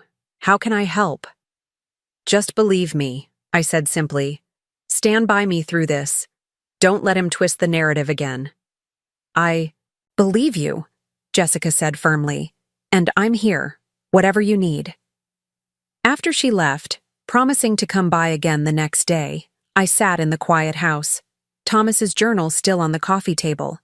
The validation of knowing I hadn't imagined or exaggerated his betrayal was cold comfort. Nothing could erase the humiliation of learning that while I was being a devoted wife, my husband was methodically planning his exit. My phone rang again, Eleanor this time. How did the meeting with Patricia go? She asked without preamble. Surprisingly civil, I admitted. She seemed genuinely concerned about reaching a fair resolution. And you believe her? Eleanor sounded skeptical. I did, I said. Until I met with my lawyer afterward and discovered Thomas has been hiding assets and purchased a house with Patricia 3 months before Howard died. Eleanor cursed colorfully. That snake. Did Patricia know? She claimed their relationship didn't become romantic until after Howard's death, I said. But the house purchase suggests otherwise. Whether she knew about the hidden accounts, I'm not sure. What's your next move? Eleanor asked. My lawyer is filing a motion for contempt based on the hidden assets, I explained. And I found Thomas's journal, which details everything. The emotional affair, the financial planning, all of it. Good, Eleanor declared. Use everything you've got. This isn't just about money, Ellie. It's about your dignity. After hanging up, I made a pot of tea and curled up in my favorite chair in the sunroom, watching darkness settle over the garden. The peace I'd always found in this space eluded me tonight, my mind too full of betrayal and uncertainty about the future. My phone lit up with another text from Thomas. Patricia told me about your coffee meeting. I don't know what you think you found, but you're misinterpreting things. We need to talk face to face. I turned off my phone without responding. There was nothing left to say. The next morning, I met with Steinman again, bringing Thomas's journal with me. He read through it carefully, his expression growing grimmer with each page. This is extremely damaging to your husband's case, he said when he finished. It establishes clear intent to deceive, shows premeditation in hiding assets, and contradicts the narrative he's been presenting about when his relationship with Ms. Davis began. Can we use it in court? I asked. Absolutely, Steinman confirmed. Personal journals are admissible evidence in divorce proceedings, especially when they contain relevant information about finances and the timeline of marital breakdown. What happens now? I'll amend our filings to include this new evidence, Steinman explained. And I suspect that once your husband's attorney sees what we have, they'll be eager to settle, rather than have this all come out in open court. Thomas values his reputation above all else, I agreed. The idea of his colleagues and former students learning about his deception would be unbearable to him. Exactly, Steinman nodded. Which gives us significant leverage. I suggest we prepare a settlement proposal that clearly states our terms. Equitable division of all assets including the hidden accounts, your name added to the deed of the Riverside Estates property or equivalent compensation, ongoing alimony, and a lump sum to account for his attempts to hide assets. And if he refuses? I asked. Then we go to court, Steinman said simply. Where all of this becomes public record. As I left Steinman's office, I felt a curious mixture of vindication and sadness. The evidence would force Thomas to offer a fair settlement, but at what cost to my own peace of mind? The journal entries had confirmed my worst fears, that I had been loved conditionally, valued primarily for my utility rather than myself. But there was something else in those pages, too, a revelation that Thomas's dissatisfaction was more about him than about me. His complaints about my lack of intellectual engagement, my focus on home rather than academic discourse, were reflections of his own narrow definition of worthwhile pursuits. I had spent decades believing I wasn't enough, when perhaps the truth was that he wasn't capable of appreciating what I offered. That afternoon, I received a call from a number I didn't recognize. Mrs. Parker, this is Gregory Jenkins. I was Howard Davis's nephew. The name was vaguely familiar. I recalled Patricia mentioning a nephew who had been close to Howard. Yes, Mr. Jenkins. What can I do for you?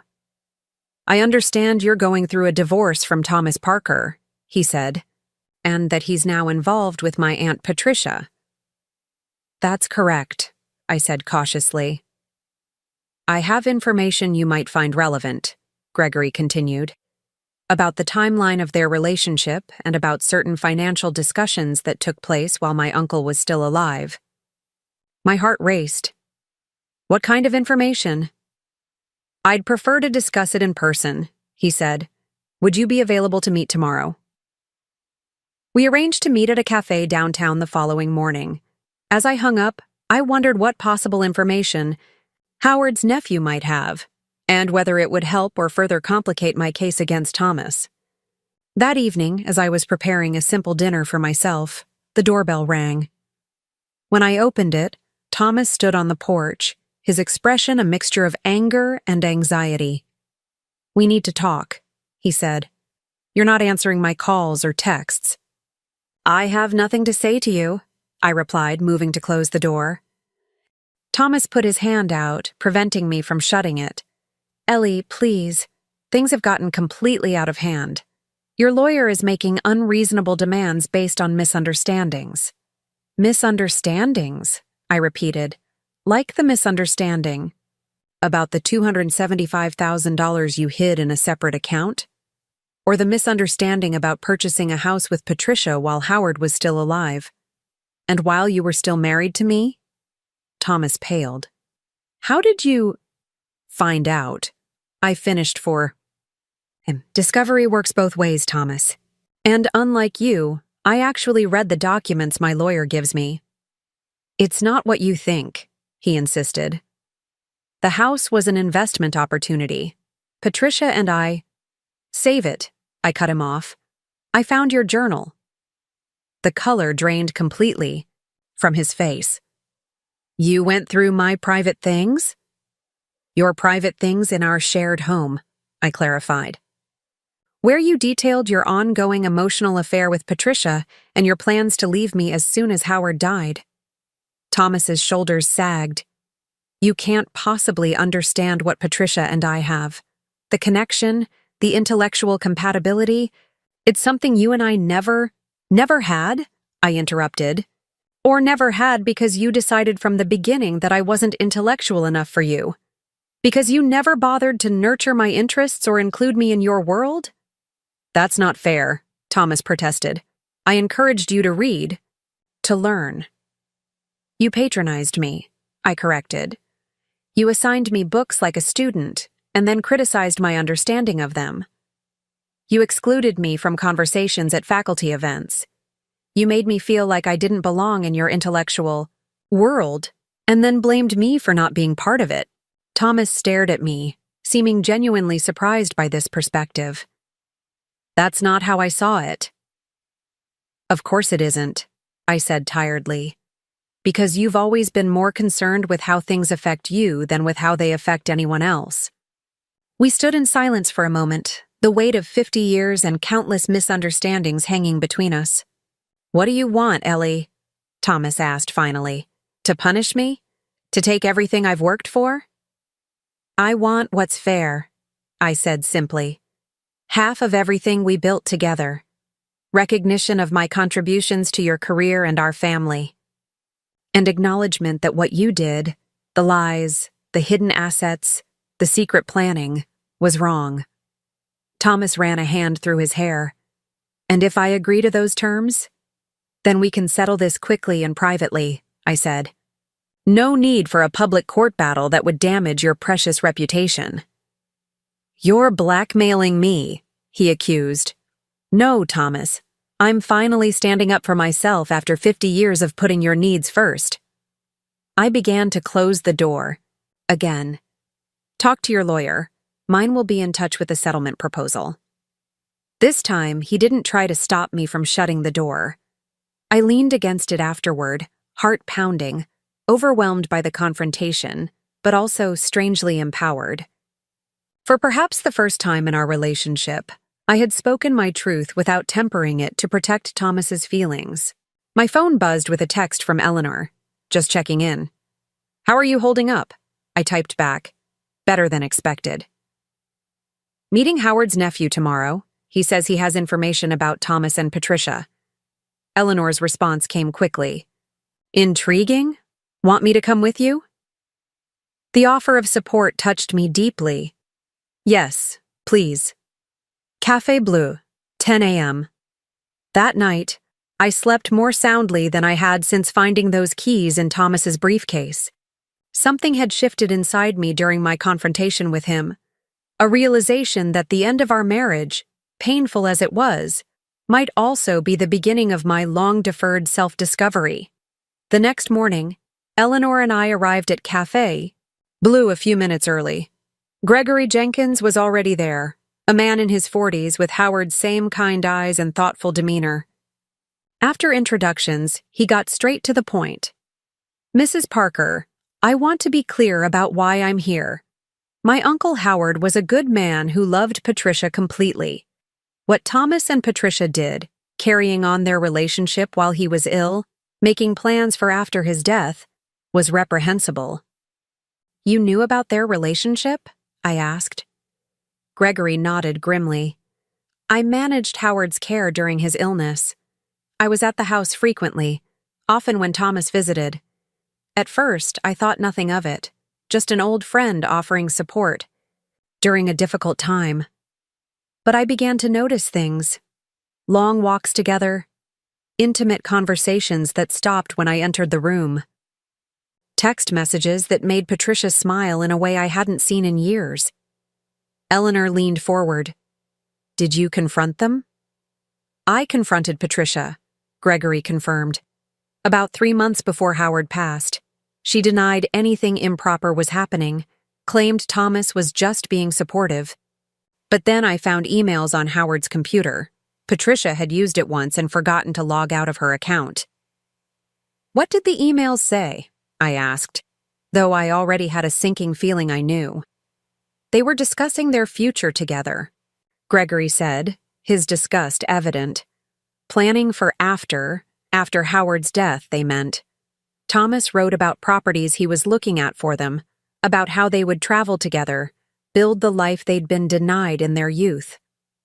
The confirmation of what I'd read in Thomas's journal still stung, despite my foreknowledge. Did Howard know? Gregory's expression softened with sadness. In his lucid moments toward the end, I think he suspected something. He asked me once if Patricia seemed happy, if she had someone to look after her when he was gone. I couldn't bring myself to tell him the truth. I'm so sorry, I said sincerely, for Howard and for you having to carry this knowledge. Uncle Howard provided generously for Patricia in his will, Gregory continued. Their house was paid off, and he left her with substantial investments and insurance policies, over $2 million in total. I stared at him, processing this information. $2 million? But Thomas told me Patricia needed financial support, that she was struggling after Howard's death. Gregory's laugh was bitter. Struggling? Hardly. Aunt Patricia has always lived well, and Howard made certain that wouldn't change after he was gone. The idea that she needed Thomas's financial support is absurd. "Why are you telling me this?" I asked, though I was beginning to understand. "Because I believe in justice," Gregory said simply. "What they did to Howard, and to you, was wrong. Using my uncle's illness as cover for their affair, planning their life together while pretending to be supportive. It was calculated and cruel." "Do you have copies of these emails?" Eleanor asked pragmatically. Gregory nodded, pulling a flash drive from his pocket. "Everything's here. The emails, financial documents showing Patricia's inheritance, even photos I took of them together when they didn't know I was watching. I'm not proud of the surveillance, but I wanted evidence in case Howard asked directly." I accepted the flash drive, feeling its weight in my palm, the weight of yet more evidence of Thomas's duplicity. "Thank you for this. It can't have been easy to come forward." "It wasn't," Gregory admitted. "I still care about Aunt Patricia despite everything, but what they've done, how they've behaved, it isn't right. And I couldn't stand by knowing they might get away with it, that you might be left with less than you deserve while they enjoy the fruits of their deception." As Gregory left, Eleanor squeezed my hand. "Are you okay?" I considered the question. Seriously, I think I am. Each new revelation hurts, but also clarifies. I'm starting to see that what I thought was a solid marriage was built on Thomas's convenience and my compromise. "What will you do with this new information?" Eleanor asked, nodding toward the flash drive. "Take it to Steinman," I said without hesitation. "Let him incorporate it into our case. Thomas and Patricia have been manipulating the narrative from the beginning, portraying their relationship as something pure that blossomed after Howard's death. The truth needs to come out." Eleanor nodded approvingly. "You've changed, Ellie. A month ago, you might have hidden this information to protect Thomas's feelings or reputation. A month ago, I still thought our marriage meant something to him," I replied. "Now I know better, and I'm done protecting someone who never protected me." As we left the cafe, I felt a strange sense of clarity descending. The pain of betrayal was still there, but increasingly overshadowed by determination. Thomas and Patricia had calculatingly built their happiness on the pain of others. They didn't deserve protection or consideration they hadn't shown to me or to Howard. It was time for truth, for justice, and for me to finally put myself first, after 50 years in the shadows. Victor Steinman's face remained impassive as he reviewed the contents of Gregory Jenkins' flash drive, but I could see the slight widening of his eyes, the occasional tightening of his jaw that revealed his surprise and indignation. When he finally looked up at me, his professional demeanor couldn't quite mask his anger on my behalf. "Mrs. Parker," he said, carefully removing his reading glasses, "this evidence is significant. The emails between your husband and Ms. Davis clearly demonstrate they were planning a future together while both Mr. Davis and your marriage were very much intact." "And Patricia's financial situation?" I prompted. "According to these documents, Ms. Davis inherited approximately $3 million from her late husband, including a fully paid-off home, investment accounts, and substantial life insurance proceeds." He tapped a manicured finger against a financial statement. "She is far from the financially vulnerable widow your husband portrayed her to be." I nodded, processing this confirmation of yet another deception. So Thomas's claim that she needed his financial support was a lie. "Entirely," Steinman confirmed. "What's particularly disturbing is that their house purchase was made using your marital assets, when Ms. Davis clearly had sufficient funds of her own to contribute equally, if not entirely." The implications settled heavily on my shoulders. They were using our money because they didn't want to touch hers. "That appears to be the case," Steinman agreed. "And it constitutes financial misconduct that significantly strengthens our position." He leaned forward, his expression serious. Mrs. Parker, with this new evidence, I believe we should revise our settlement demands. Your husband's deceptive behavior and misuse of marital assets justifies a more aggressive approach. What are you suggesting? I asked. I think we should demand 65% of all marital assets in your favor, including their new home, plus significant alimony. A hint of satisfaction crossed his features. Or we can offer an alternative, a 50-50 split as originally proposed, but with the understanding that we will not agree to keep this information confidential. The choice would be his. The thought of using this information as leverage made me uncomfortable, despite everything Thomas had done. Isn't that blackmail? I asked. Steinman shook his head firmly.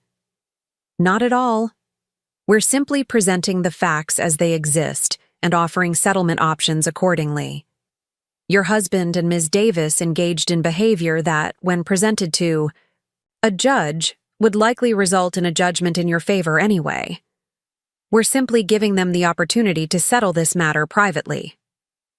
I considered this, weighing my desire for justice against my distaste for using threats, however justified. Let's start with demanding a fair 50-50 split of everything, including the house they purchased together, and full financial transparency. If Thomas refuses, then we can consider the more aggressive approach.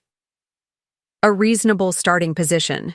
Steinman agreed, though I detected a hint of disappointment at my moderation. I'll prepare a settlement proposal immediately. We should also file these new documents with the court to ensure they're part of the record. As I left Steinman's office, I felt a curious mix of vindication and exhaustion. Each new revelation about Thomas's duplicity reinforced that I was right to fight for my fair share, but the emotional toll of discovering the extent of his betrayal was wearing me down. I drove aimlessly for a while, not ready to return to the empty house that no longer felt like home. Eventually, I found myself parking outside Coffee and Books, Eleanor's shop. The familiar bell jingled as I pushed open the door. Eleanor looked up from the register, her face brightening when she saw me. "Ellie, perfect timing. I just brewed a fresh pot of that vanilla hazelnut blend you liked last time." I managed a small smile, making my way to the comfortable armchair in the corner that had become my unofficial spot over the past weeks. Eleanor joined me a few minutes later, bearing 2 steaming mugs and a plate of lemon cookies. "How did it go with Steinman?" she asked once we were settled. "The evidence from Gregory is even more damning than we thought," I said, wrapping my hands around the warm mug. Thomas and Patricia were explicitly planning their future together months before Howard died. And it turns out Patricia inherited over $2 million. She never needed Thomas's financial support at all. Eleanor's eyebrows shot up. "But Thomas used your marital assets to buy their love nest?" I nodded. Apparently they were preserving her inheritance while spending our money. That lying, manipulative? Eleanor trailed off, taking a deliberate sip of coffee to calm herself. After a moment, she asked more gently, "How are you holding up with all this, Ellie? Really?" The simple question, asked with such genuine concern, nearly undid me. I felt tears pricking behind my eyes and blinked rapidly to hold them back. "I'm managing. Each new discovery hurts, but in a strange way, it also makes things clearer, makes it easier to fight for what I deserve." "That's my girl," Eleanor said approvingly, reaching across to squeeze my hand. "You know, I've been thinking about your situation, about what comes next for you." "What do you mean?" "After the divorce is settled," she clarified. "Have you thought about what you want your life to look like once this is all behind you?" I hesitated, realizing I'd been so focused on the legal battle that I hadn't spent much time envisioning my future beyond it. "Not in detail. I know I won't be able to keep the house. It's too large for one person anyway. I've thought about volunteering, maybe taking some classes." "Classes?" Eleanor pounced on this. "What kind?" "I don't know," I admitted. "Art? History, maybe? Literature?" Things I've always been interested in but never pursued seriously because Thomas. I trailed off, not wanting to complete the thought. Because Thomas made you feel like you weren't intellectual enough? Eleanor finished for me, her voice gentle but firm. I nodded, a lump forming in my throat. He always made it clear that my interpretations weren't as valuable as his scholarly analysis. After a while, I just stopped sharing my thoughts. Well, that's a load of pretentious garbage, Eleanor declared. You have one of the most insightful minds I know, Ellie. You just haven't had the space to develop your confidence. Her faith in me was both touching and uncomfortable. I'd spent so long accepting Thomas's assessment of my intellectual capabilities that hearing a different perspective was disorienting. I've been thinking, Eleanor continued, setting down her mug. I'm getting older, and running the shop by myself is becoming more challenging. I've been considering taking on a partner. I blinked, surprised by the apparent change of subject. That makes sense. Do you have someone in mind? Eleanor fixed me with a meaningful look. I do, actually. You. Me? I echoed, certain I'd misunderstood. Eleanor, I don't know anything about running a bookstore. You love books, she countered. You have excellent taste. You're organized and responsible. The business side can be learned. But I don't have any experience in retail or... Experience isn't what I'm looking for, Eleanor interrupted.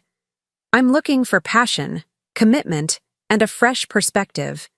You've spent 50 years supporting Thomas's career and dreams. Maybe it's time to build something for yourself. The idea was simultaneously terrifying and exhilarating. I wouldn't even know where to begin. That's what partners are for, Eleanor said with a smile. I'd teach you everything I know, and you'd bring your own ideas. We could expand the cafe section, maybe start a reading series for seniors like we discussed. You're serious about this, I realized, studying her face. Completely, she confirmed. Think about it, Ellie.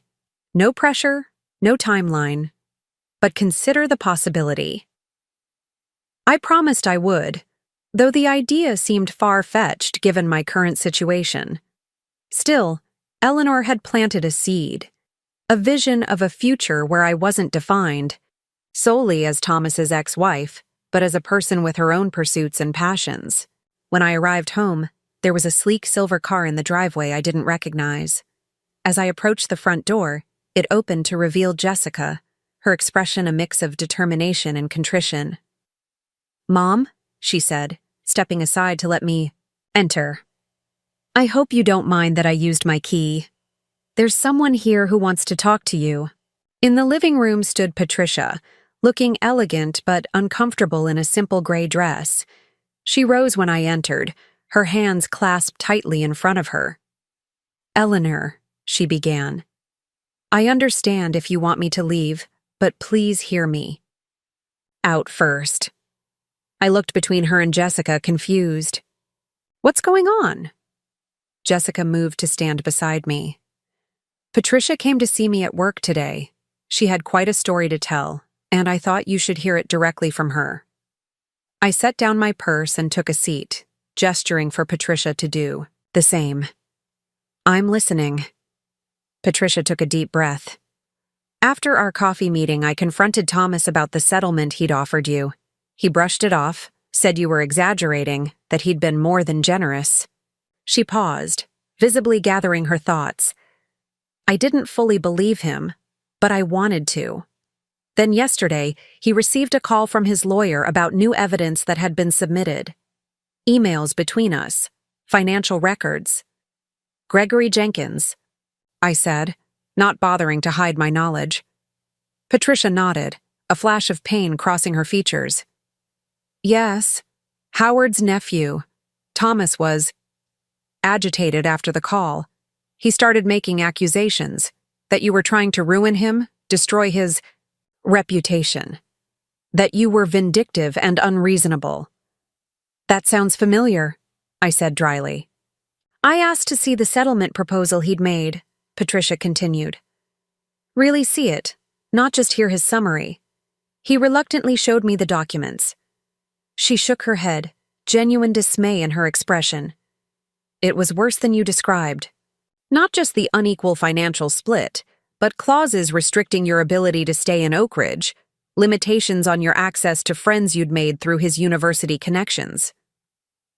The revelation of these additional restrictions I hadn't even known about struck me like a physical blow. He wanted to exile me from my own community? Essentially, yes, Patricia confirmed. When I confronted him, he became defensive, said you'd never utilized those connections anyway, that you'd be happier somewhere simpler, with people more on your level. Jessica made a sound of disgust. Can you believe that? After all you've done for him? For us? Patricia continued. I was horrified. This wasn't the Thomas I thought I knew. I started questioning other things he'd told me. About your marriage, about my financial situation. He'd led me to believe I needed his support, that Howard's estate was mostly tied up in trusts I couldn't access for years. But that wasn't true, I said. No, it wasn't, Patricia agreed. I checked with my financial advisor this morning. Everything Howard left me is fully accessible, more than enough for me to live comfortably for the rest of my life. She looked down at her hands. Thomas suggested we use his funds for our house purchase to protect my inheritance. I thought he was being considerate. He was being manipulative, Jessica said bluntly. He wanted control over you, just like he's tried to control Mom all these years. Patricia nodded slowly. I think you're right. When I confronted him with what I'd learned, he became angry, dismissive. He said I was being emotional, that I didn't understand the complexities of the situation. A bitter smile crossed her face. The same things he used to say to me when we were young, actually. I'd forgotten that pattern. Why are you telling me this? I asked, genuinely curious. Why come to Jessica first? Because I wanted to apologize to both of you, Patricia said simply. I believed what Thomas told me about your marriage, about you. I convinced myself that what we were doing wasn't really wrong because you were already emotionally estranged. I allowed my history with Thomas to cloud my judgment. Jessica moved to sit beside me on the couch. Patricia showed me emails from Dad, ones that Gregory hadn't captured. They're illuminating. He's been presenting completely different versions of events to each of you, playing on Patricia's romanticized memories of their youthful relationship, while simultaneously dismissing your intelligence and contributions to his life. Classic manipulation, I murmured, not entirely surprised. Thomas had always been skilled at telling people exactly what they wanted to hear. There's more, Patricia said, reaching into her purse to pull out a folded document. This morning, I removed my name from the deed to the Riverside Estates house. It's now solely in Thomas's name, which should make it easier for your attorney to claim it as marital property. I stared at the document she handed me, a notarized deed transfer. Why would you do this? Because it's the right thing to do, Patricia said simply. That house was purchased with your marital funds, not mine. I won't benefit from Thomas's deception. What about your relationship with him? I couldn't help asking. Are you still? Patricia shook her head firmly. No. I've ended things with Thomas. The man I thought I was reconnecting with, thoughtful, principled, devoted, doesn't exist. Perhaps he never did, and I was simply projecting my idealized memories onto him. The three of us sat in silence for a moment, each processing the implications of this dramatic shift. Finally, Jessica spoke up. Mom, I wanted you to hear all this from Patricia directly because I think it's important for your case, but also for your peace of mind. Dad has been manipulating all of us, spinning different narratives to serve his purposes. Does Thomas know you're here? I asked Patricia. She smiled grimly. No, and he'll be furious when he finds out. But I'm done being manipulated and I'm done participating in the harm he's caused you. After Patricia left, Jessica remained, making us both tea in the kitchen with the easy familiarity of someone who had grown up in this house. As we sat at the kitchen table, mug steaming between us, she reached for my hand. "I'm so sorry, Mom," she said, her voice thick with emotion. "I should have seen through Dad's manipulation sooner. I should have questioned his version of events." "It's not your fault," I assured her. "Thomas has always been convincing. He made you believe what he wanted you to believe, just like he did with me for 50 years. "But I'm your daughter," Jessica insisted. "I should have been loyal to you, should have at least given you the benefit of the doubt." "You're also his daughter," I reminded her gently. "It's natural to want to believe your father, to trust his perspective." Jessica sighed, looking down at her tea. "Stephen warned me, you know. He said Dad's story seemed too convenient, too one-sided. I dismissed him, told him he didn't understand the dynamics of our family." She shook her head. "Turns out he understood better than I did." "We've all been blind in our own ways," I said. "The important thing is that we see clearly now." After Jessica left, promising to come by with Lucas over the weekend, I called Steinman to update him on Patricia's visit and the deed transfer. He was pleased but cautious. "This certainly strengthens our position," he said, "but don't assume Thomas will suddenly become reasonable. Men like him often become more aggressive when they feel cornered." "What should I expect?" I asked. "He may try to pressure you directly outside of legal channels," Steinman warned. "Or he might offer a seemingly generous settlement with hidden catches. Don't agree to anything without consulting me first." I promised I wouldn't, though I doubted Thomas would approach me directly after the confrontation at our front door. I was wrong. The next morning, I opened the front door to collect the newspaper and found Thomas sitting in his car at the curb.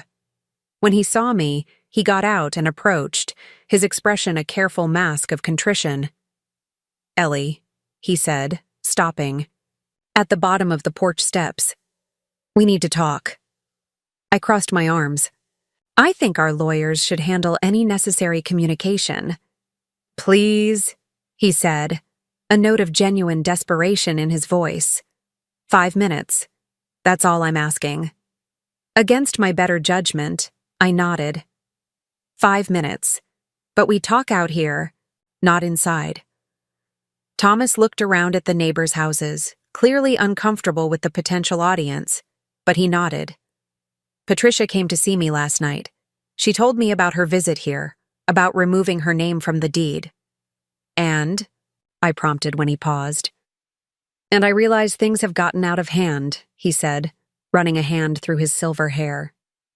"The hidden accounts, the house purchase, those were mistakes. I panicked when I realized I wanted a divorce, worried about the financial implications." "So you decided to hide assets and lie," I said flatly. "To me, to Patricia, to Jessica." He had the grace to look ashamed. "I handled everything badly, I see that now. But Ellie, we've been married for 50 years.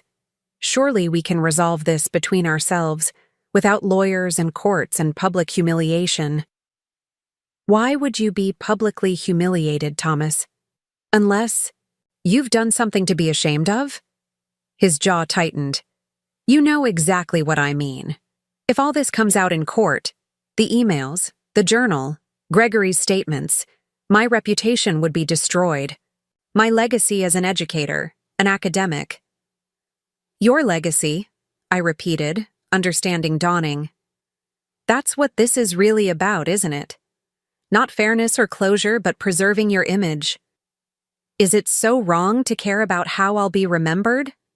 He asked. "I've devoted my life to academia, to shaping minds. Should that all be erased because of personal mistakes?" "Mistakes," I echoed. "Is that what you call systematically deceiving your wife, daughter, and mistress?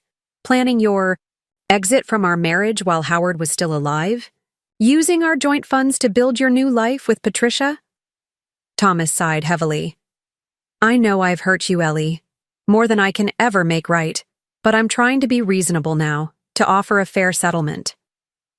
What's your definition of fair this time? I asked skeptically. 50-50, he said promptly. Half of everything, including my pension and the Riverside house, plus continued health insurance coverage through my university plan, and a lump sum to help you establish yourself. The offer was surprisingly reasonable, almost exactly what Steinman and I had initially sought. But something in Thomas's too eager expression made me wary. "And what do you want in exchange?" I asked, certain there was a catch. He hesitated, confirming my suspicion. "Just discretion. A non-disclosure agreement. Neither of us would speak publicly about the details of our divorce or the circumstances leading to it." "You want me to promise not to tell anyone about your affair with Patricia while Howard was ill? About the financial deception? About how you introduced her to our grandson before even telling me you wanted a divorce?" Thomas flinched at each accusation but nodded. "For the sake of both our dignities, yes." "My dignity isn't threatened by the truth, Thomas," I said coldly. "Only yours." "Please, Ellie," he almost begged.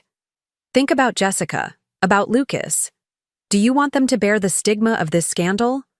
For Lucas to hear ugly rumors about his grandfather at school?" The mention of my grandson gave me pause. I hadn't considered how public exposure might affect him. Still, I wasn't about to accept Thomas's terms without proper consideration. "I'll discuss your offer with my attorney," I said finally. "That's all I can promise right now." Thomas looked like he wanted to push further, but thought better of it. "Thank you. I'll have my lawyer send over the details."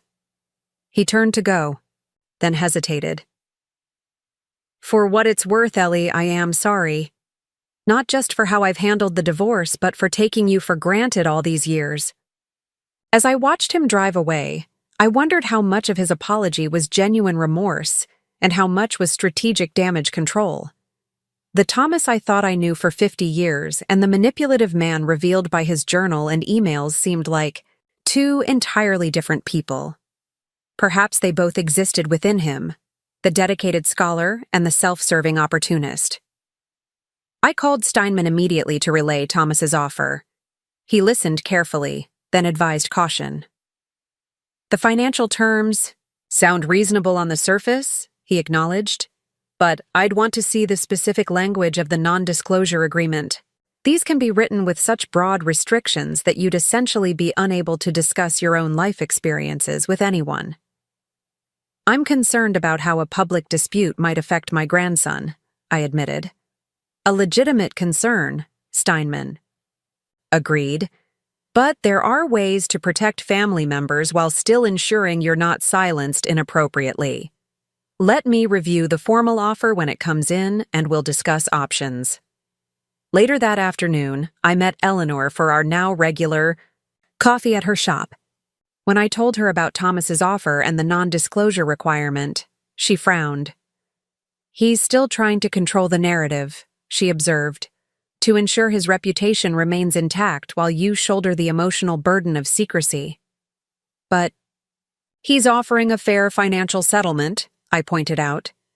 "Isn't that progress?" "It's the bare minimum," Eleanor corrected. "He's offering what you were legally entitled to all along, what any court would award you anyway, and acting as if it's a generous concession. And in exchange, he wants to ensure his decades of emotional neglect and recent deception remain private." Put that way, the offer seemed less reasonable. "But Lucas will be fine," Eleanor assured me. "Children are resilient, and he's young enough that the specifics won't mean much to him anyway. Besides, you don't have to make this a Publix spectacle to refuse a gag order. There's middle ground." When I returned home, Jessica called to check in. She'd heard from Thomas about his visit and offer. "He's framing it as incredibly generous," she reported. "Said he's giving you everything you asked for and you're still being difficult about the non-disclosure." "What do you think?" I asked, curious about her perspective. Jessica was quiet for a moment. "I think Dad is desperate to protect his image. Not because he's ashamed of hurting you, but because he's afraid of how his colleagues will see him. She paused. I also think you shouldn't have to pretend the last few months never happened just to spare his reputation. But what about Lucas? I asked. Your father mentioned he might face gossip at school. Mom, Jessica said gently, Lucas is 7. His classmates don't care about elderly professors having affairs. And if anyone did say something, Stephen, and I would handle it appropriately. She sighed. Dad is using Lucas as emotional leverage, just like he's using everything else. After we hung up, I sat in my sunroom, watching the evening shadows stretch across the garden. The plants needed attention. I'd been too preoccupied with the divorce proceedings to tend to them properly. As I moved among them, trimming dead leaves and checking soil moisture, I reflected on Thomas's offer. The financial terms were fair, yes. But the non-disclosure agreement felt like one final attempt to silence me, to prioritize his comfort over my truth. Why should I have to pretend that 50 years of marriage had ended amicably by mutual agreement? Why should I have to lie about the pain and humiliation I'd endured? By the time I finished tending to my plants, I'd made my decision. I texted Steinman. I'll accept the financial terms of Thomas's offer, but not the non-disclosure agreement. I won't sign away my right to speak honestly about my own life. His response came quickly. A perfectly reasonable position. I'll convey this to his attorney tomorrow. That night, I slept more peacefully than I had in weeks, secure in the knowledge that I was standing firm for my dignity, even as I accepted a practical resolution to the legal battle. The next morning, I received a text from Patricia. Thomas told me about your counteroffer. He's furious, threatened to withdraw everything and take his chances in court. I told him he'd be a fool to do so with the evidence stacked against him. Not sure if he'll listen, but wanted you to be prepared. I thanked her for the warning, slightly bemused by this strange alliance between myself and the woman who had been my husband's mistress. Life certainly took unexpected turns. Steinman called mid-morning with an update. Your husband's attorney contacted me. They're accepting your terms, the financial settlement without the non-disclosure agreement. However, they're requesting a more limited confidentiality clause that would prevent specific private documents like the journal and emails from being shared publicly. But I could still speak about my experiences, I clarified. Yes, you would retain the right to discuss your marriage and divorce however you see fit, Steinman confirmed. The restriction would only apply to publishing or distributing the actual documents themselves. That seems reasonable, I agreed, relieved that Thomas had chosen a pragmatic approach rather than an emotionally reactive one.